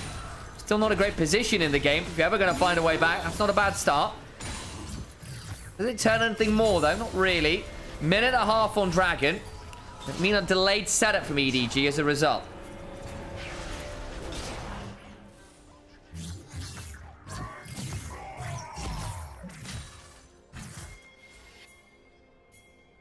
Looks like the only person with a positive scoreline right now is dear old Rookie. He has managed to kill off a few people in the backline. That's great news. Just don't know about what this Kalista's going to do. Got the edge of night, but easier said than done staying alive here as the 2 items have come on through. And I feel like at this point with these comps, 2 items on EDG's comp is a lot scarier than 2 items on IG's. Importantly, those summoners are largely back up and available for both teams. Gala's will be up shortly. ZDZ will claim that tier 1 topside. Has got the teleport. No flash on him. And no flash on Wink.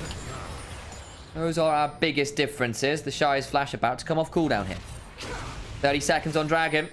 And a Hex Soul for EDG would be lights out for IG. Their power grid would be very overloaded by all the extra lightning.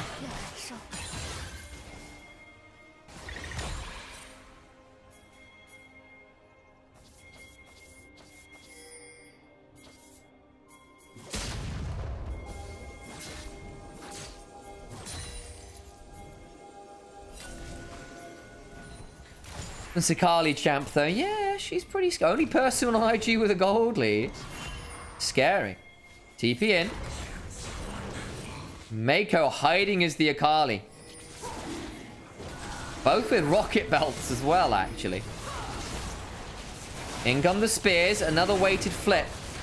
Grand Starfall can break the front line apart. In they go, looking for more. Xiaohao knocked up. They take the Dragon, and now that Pantheon's in a horrible position. Pop Blossom after onto everyone! Mako gets them all, but between worlds they go. Angel into the backline, doing as much work. Rookie very low here, makes this problematic in the extended play. The Shy still very tanky in this front line. Arn looking for a bit more. Gala finally with a decent health bar to work with. As Rookie's got TP, may need to reset and come back in. But they'll take a kill onto Xiaohao. A number of flashes blown again. And a stop on the Soul. Baron's up. The EDG want to look at that? Certainly going to start moving over there.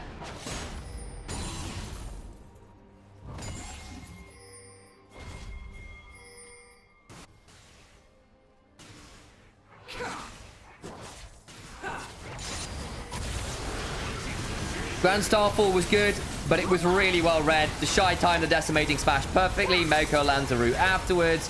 And this Pop Blossom was beautiful. Absolutely everyone caught by it. And then Angel really regrets going that far forwards. Mako gets to survive. Rookie gets to survive. First time they haven't managed to get a kill with the combo EDG in a team fight. A very long moment. Hey, Harold. Good to see you. IG champs just heal Aatrox in a long fight. Yeah, there is a bit of that. Can be problematic. They'll probably need some anti-heal somewhere at some point. They've got double Thorn Mail, which does help. And Oblivion Orb on Mako as well. They know their business. The Infinity Edge is done on Lucian. That'll help a bit as well in terms of EDG's ability to pump out a fair amount of damage. The Lucian, I think, will want a Lord Dominic's Regards next pretty heavily. Gala, though, nowhere near that 3rd item himself, which is a bit problematic. Again, this Kalista really in the greatest spot this game. Akali's got the arm guard. In comes the Shy. Didn't really find all that much there. Not quite sure whether they need to burn that ultimate. Either way, may now be forced to leave to go clean that wave the other side. The Akali shoving in that top side. It'd be a fairly difficult champion to match there right now with that arm guard and the Shadow Flame. A lot of burst in general. That safety too, which is always at a premium.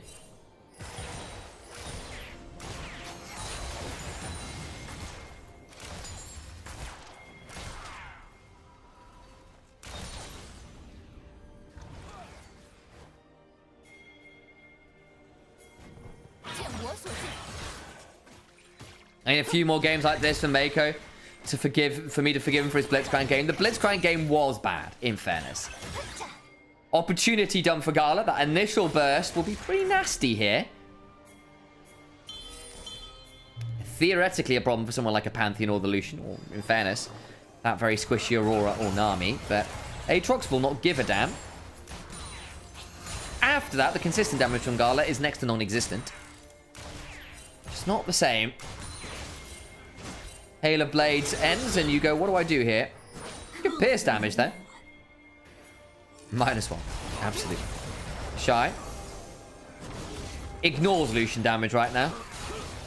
The only person who's realistically going to hurt the Shy right now is probably the full team comp, or maybe the Aatrox. Finally takes a bit of damage there. With the Soul Furnace on cooldown. Minute and a half until the next dragon.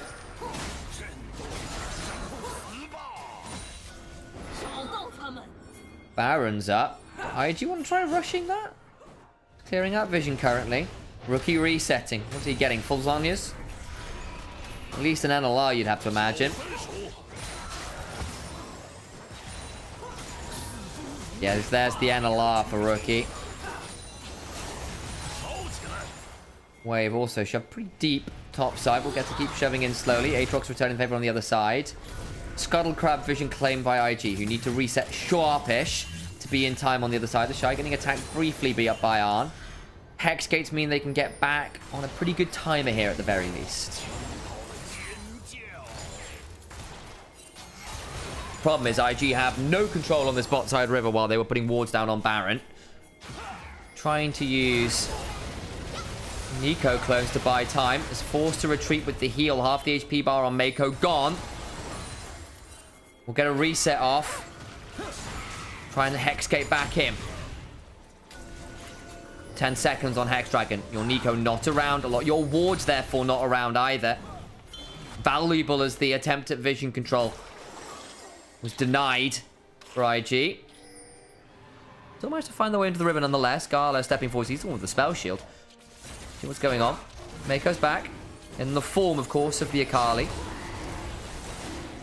Mako off vision, looking for potential flash angle. Has the fate sealed. Rookie on another flank angle. Angel similarly waiting for his moment. Hexgate available. Will face check Angel. Throws between worlds as well. Dragon secured. Angel now in danger as Rookie looks to 1v1. Pop Blossom again from Mako. Flash on him from Rookie. Looking for the perfect execution. Blows up Wink. It's let EDG split apart here. Who tried to try this out? ZDZ is still absolute menace. They've blown at least some up. ZDZ continuing to heal. Rookie goes golden. Mako being jumped at. The Tangle Blobs buys some time. Arn driven into the wall. Dies. ZDZ had his world ender split. Rookie and Gala die. On the other side, 3 members dead as well. IG come out on top somehow, some way. And they get another dragon. Rookie, I thought he'd go for the 1v1 with Angel. And actually went for the flash ult. To pick off Wink. And I think Arn as well. Just this Aatrox is a problem in the extended fights. Who on earth deals with him? With difficulty is the answer. Let's have a look at the replay. Because initially, a bit of a chunk onto Rookie, and Rookie goes great. I'll land the Shuriken flip. And the moment that lands, it's scary. Angel fails to get across the veil onto his own ult, and then Rookie flash R in. And R2 ensures they die. Shuriken flips out to safety. The problem is, look at ZDZ all this while. There's a lot of work in. Rookie can't quite run away from ZDZ. The Zonies prevents immediate healing. Still not enough. JJ at least drives Arn into the wall. Going towards a death cap next. Don't blame Rookie.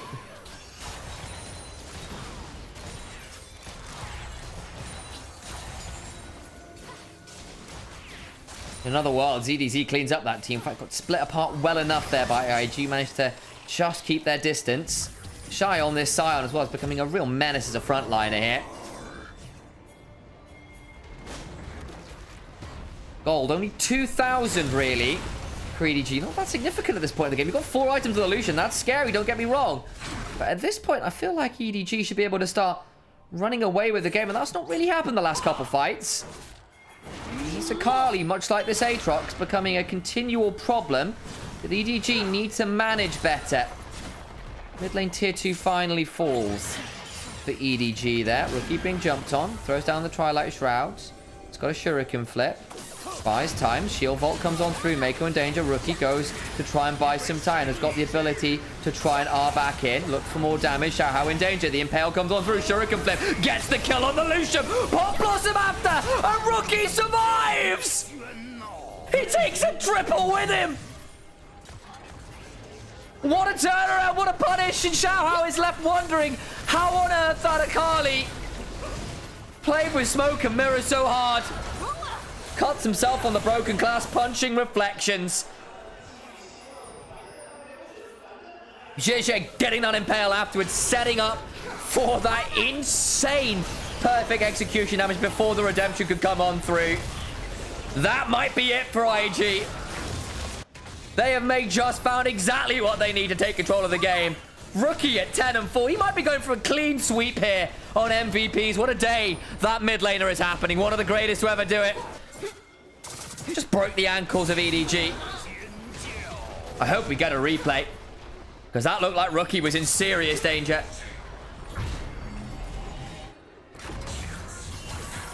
CDZ gonna try and jump onto JJ. He's actually going to be split off a little here. Angel goes golden. The Impale comes on down onto 2. Angel split off in danger. The Ren comes on through, driven to the wall and dies. Now Rookie in the backline looking at Xiaohao. They pick him up too. Oh no. Oh, EDG, not like this. Your dreams of playoffs look like they might continue this game. You had everything in your hands. The early game was yours. And then time after time, Akali with a death cap. With the hands of one of the greatest veterans who have ever touched League of Legends, a world champion. Will make you suffer, ZDZ. This Aatrox. Does he have another chapter to write yet? Not really. Denies an overshove at the very least. 30 seconds on Hex Dragon. That'd be sole point again for IG. Let's have a look at the replay. Oh, they're doing it in movie mode. Rookie buys so much time. Shuriken flip into the shield vault. Rocket belt away. Zhonya's ignores the culling. Shuriken flip again to avoid the Comet Spear. Tidal Wave hits nothing. The Impale. The reactivation on the Shuriken flip. Mako with a Pop Blossom. Rookie, take a bow. Your backup dancers did some good work there. Let's not take the plaudits away from the rest of IG. But the time that Rookie bought setting in that Twilight Stride, the Zhonyas, the mobility. EDG were baited in. Fish on a line.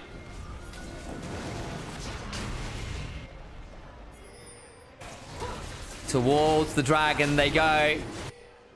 There's a 6,000 gold lead for Invictus Gaming out of nowhere. A game that looked like it was over. We said, well, maybe the Akali could do something. She's 4K ahead.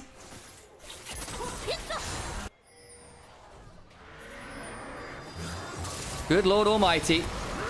Jumped on again here. The culling's going to hurt. Rookie gets away with it. But again, gold has only bought you damage.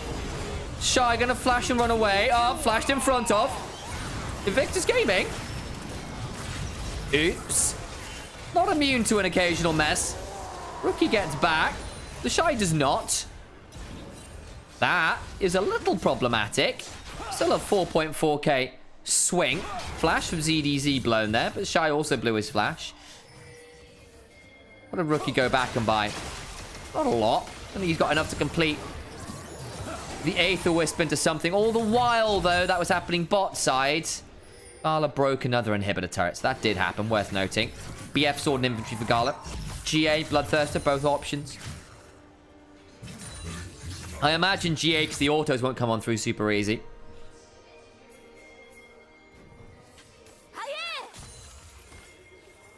Game 2, Game 3, same thing. Rookie's too good. Sometimes he's just like that, folks. Caster's happy 3-0 EDG so he can rest early. I did have some very early meetings. So there's a little bit of like, oh my days, I can finally rest. But if it went more, I'm not complaining. The high drama, that's kind of fun in its own way, isn't it? The problem is you've got Randuins and Thornmails done now, so this Lucian not having the easiest time. Rookie did take a lot of damage in that last fight, though. You saw the Akali not immune to getting blown up. She overplays it. On, forced to cleanse. Tidal Wave comes on down. Gala throws out the barrier, backs away. Grand Starfall comes on in, but that just means you get impaled. Oh no, Xiaohao. That's a bit problematic. Fade's cooled down. ZZ on a flank angle, looking to get some value. Mako with the pop blossom gets a bit of a knock-up. Will likely die here. Goes golden. The Shy in the backside. Rookie trying to find a moment, but he's dead. Rookie is dead. They've killed him off. ZDZ does it. They get the Shy as well. Great flank angle. How much further can they run? There's 45 seconds on Rookie. At least the waves aren't super shoved, but I think they might want to run for a lot here. You can at least get an inhibitor, you have to feel. Maybe more. How did Rookie die there? His Zhonya's was active. Wait. 30 seconds. I want a lot of key members here. Inhibitor's about to fall. The Nexus turrets are falling on the other side. JJ and Gala have to hold the line. Clear the wave. Don't have Gala jumped on. He has no flash and no barrier. They smited away a lot of the wave. Waiting for the next one to come on through. 10 seconds. They've gone way too deep. Wink's in danger. They can't reset. There's a teleport on Rookie. He can look to get back. Mako's body blocking a lot here. Impale forced to flash from on. Trying to buy time. Tidal Wave lands. They need to reset. But there's some support pings. Does Rookie want to TP? There's Hex Gates as well. JJ in the backside. They're stopping the reset. The minions are doing the work for them.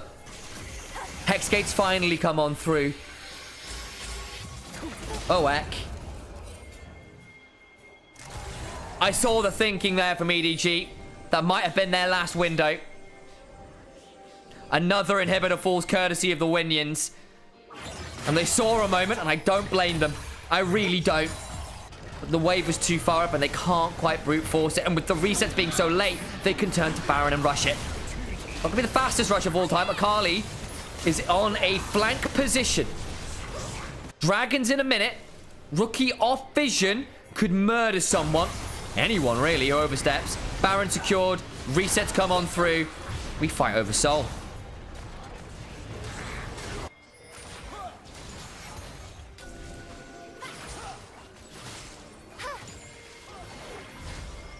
Rookie sold off that Aetherwisp for a Void Sat. For a Blighting Jewel, I apologize. It's probably sensible. The Lichbane, probably a little bold. I think what else Aetherwisp builds into. I'm having a moment. I know it builds into some other stuff. Struggling here to remember what. I'm so used to it being Lichbane over everything else. Cosmic Drime, possibly. Rookie getting jumped on. Gets away to safety. Jumped on Zhonya's. Xiaohao quite deep. All the while, look where IG are going. They've got Baron. You need to reset, folks. And Rookie's going to delay them. But with the resets coming on through, they're all gone back. They can turn back towards the dragon. Damned if you do, damned if you don't. The push, the pull. EDG pushed over the edge. Pulled apart. It feels like Han in danger. 3v4. Dragon started. They can rush it. Xiaohu's there. Has no flash. Would struggle to get in here. Remember with the Callista, you can rend smite. It's never an even state of affairs. Rookie buying time. Angel into the backline. They want the soul. That's the win con secured. JJ tanking up. Pop Blossom on 4. Rookie looking for the backline. Aren't alive anymore. They blow up the Pantheon. EDG is trying desperately. He gets one. But Rookie stepped forward. They got the healing. Flashes, but has no one to auto because a Twilight Shroud is there. And Rookie once again disappears into the murk. Angel. Go golden all you want. You're going straight back to heaven. Caught between the veil. Stays on the other side of it. Wingcaster wave clear by himself. He can't do that, surely. This Nami will be there desperately. Futilely wave clearing as IG maraud forwards. It's the sacking of Rome and Edward Gaming, one of the great organizations in the LPL. They climb up from Nirvana, immediately snuffed out by Invictus Gaming. They can't enter. The inhibitor's respawning. Surely not. There can't be another tail here yet. I don't believe it. They have to leave. It's enough. It's enough. They've got Hexol, but EDG are on the cliff's edge. They've been pushed over it. Somehow, somewhere, they found something while they're falling to hold on to. Does it change anything? Not really. But they're here. They can play for it. And that's a damn sight more than dead. Playoff stream's alive. Barely. Mako. Pop Blossom is fantastic. ZDZ is still a problem in the backside. My God. Angel flashing on forward gets some value, but ZDZ, the healing here in a second, is foul with the passive auto. But then Rookie, once again, gets to press W, disappear from view, and there is no Qs available to try and just cold read where he is in the Shroud. 44 minutes on the clock. Surely we don't go to Elder. Builds are getting near enough full. Was Overlord's Bloodmail done for the Shy with that late? I don't even remember what that item does anymore. Overlord's might be Tyrant's Bloodmail, actually. Something about an autocratic leader and Bloodmail.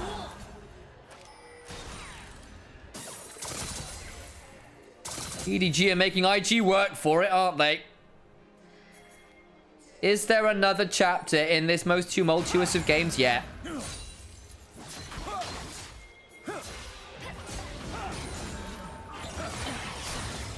It should, by all accounts at this point, be IG's game to lose. The Akali alone is such a problem. The map state is such a problem. And yet. And yet. 1,800 stacks to the Shy, by the way. He has got, what, nearly 7,000 HP? My God.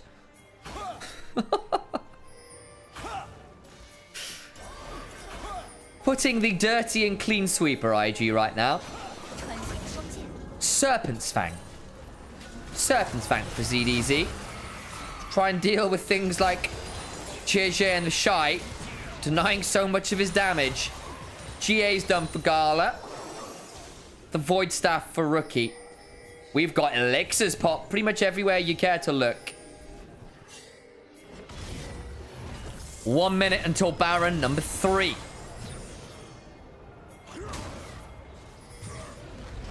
Moment of calm before the coming storm.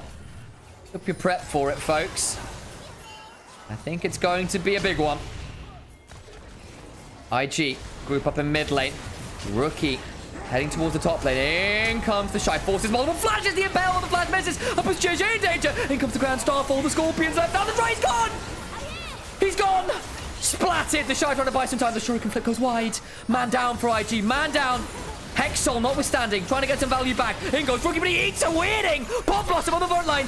Down into the GA they go. The Shy low, not quite down. Gets another GA. They're back. Xiaohao step forward for shield vault. GA to his own GA. Gala, I apologize. Rookie to the backside. Trying to get a wink. Gets him. Angel's dead as well. Rookie goes golden. They get even more. The whole team is gone. In the 4v5, Invictus Gaming live up to their namesake. And Edward Gaming, the comeback, it falters here before it can even really get momentum. 15 kills on one of the greatest mid laners to have ever graced the game. A team full of world champions, MSI champions. They have to work hard. They have to climb back for some fumbles. It matters not. Invictus Gaming bring down one of the old greats within the LPL, and back down to Nevada they go. Hope finally dies for Edward Gaming. Welcome to playoff proper, IG. It never changes, does it, this team? It never changes. I think we just saw another MVP from Rookie there, folks. And let's be real, he will deserve it. No way he doesn't earn it after that one, you have to feel. Oh. Had a few people asking, why on earth the Akali? That's fun. Calm down, it's just EDG. Yeah. But the way they beat him, it was very fun. It was fun. Forgive me my superlatives. Hey, Kirby, thank you for the sub. Hello, League of Legends caster Initialise. I'm currently watching the League of Legends Professional League, and I'm concerned about the League of Legends team Edward Deadwood Gaming, otherwise known as EDG. It seems to me that they have a very strong early performance, but sadly these games seem to be dragging on and on and on and on. That's a lot of puns. They have considered replacing their ADC with win the game in 20 minutes. This joke was marginally funnier before the game exploded. Regards, your ex-Kirby. Thank you, Kirby, for that well thought through concern email. If you too would like to send me fan mail like that, subscribe. Please do. You get more games like this. That was fun. EDG eliminated? That they are. That is playoffs done for them. They don't even make it properly. The play-in stage, the night stage as they're calling it. That joust is won by Invictus Gaming. First two games felt pretty good for IG. The second game, a little bit slower in the early game, but they came back in good fashion. That third game, you draft Kalista, Lethality Kalista, with an Eco and an Akali, and horribly fumble the early game. Soul point. The towers are all gone. Everyone keeps dying. I mean, that game was Edward Gaming's. We should have been going to 4. And somehow they come back. And like a lot of that is the fact that Rookie just is better. Don't get me wrong. The team did a really good job of responding to that topside play, right? Like Rookie bought loads of time. But the team was coming in force. They trusted that Rookie could buy time. And he did. And they turned it all around. But that, I didn't think the Akali was going to have enough in the tank to do more than get 1 or 2 for 1. Which I didn't think was going to be enough when the Aurora and Lucian, and particularly the Aatrox, were running rampant. Shows what I know. That was fun. My eyes, my heart, my soul. Please never play Kalista again, IG. Not their best there, was it? Yeah, 5,000 gold lead. To 7,000 the other way. So that's what? 5k down to 5k, up to 1k because they bumped back down to 7k. That will be where EDG nearly ran it right back. 47 minutes on the clock.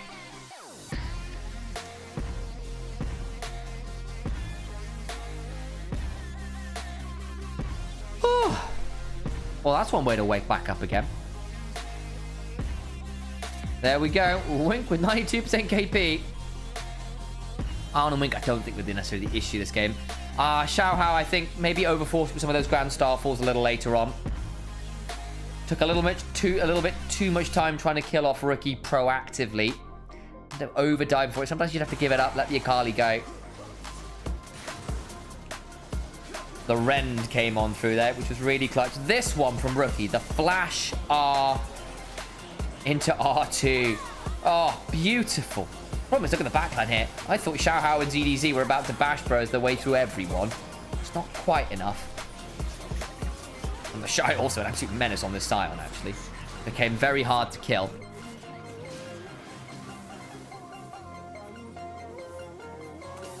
IG to do something with their early later in playoffs, they can't let this happen. Yeah, like you give up this early game to top esports. Anyone's mentioned how BLG on the surge of form they're having. IG will get smashed by them. You can't fumble early games like that. It will cost you against better teams. This was the one where we went, oh dear. Because look where ZDZ is about to come from and you go, oh dear. They try to turn onto the Aatrox and he just gets the drain tank through like everyone. Sterax, Q3, passive auto. It's back to full again. It's only like 3k worth of healing.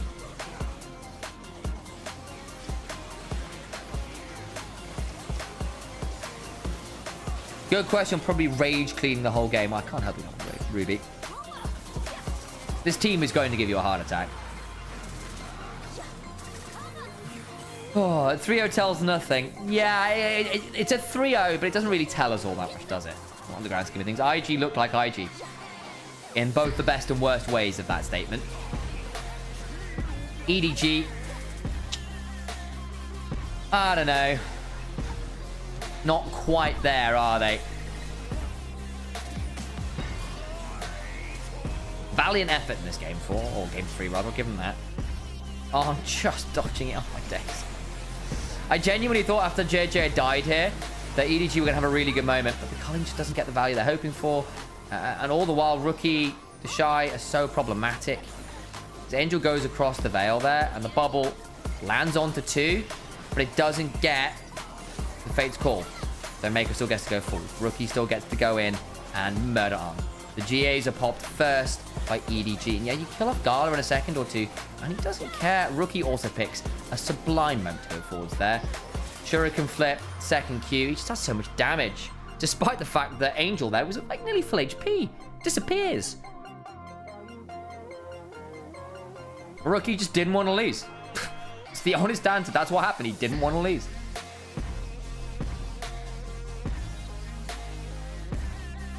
See who the MVP was. I'm assuming Rookie. No way it's not.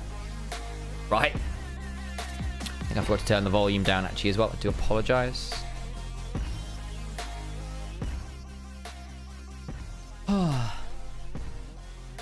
It better be Rookie. I know, right?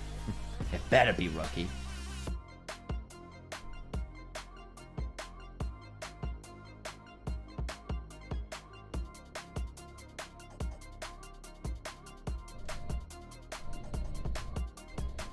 Yeah, I said EDG is eliminated, yes. All right, let's have a look.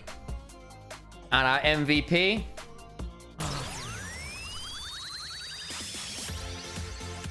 What a shock!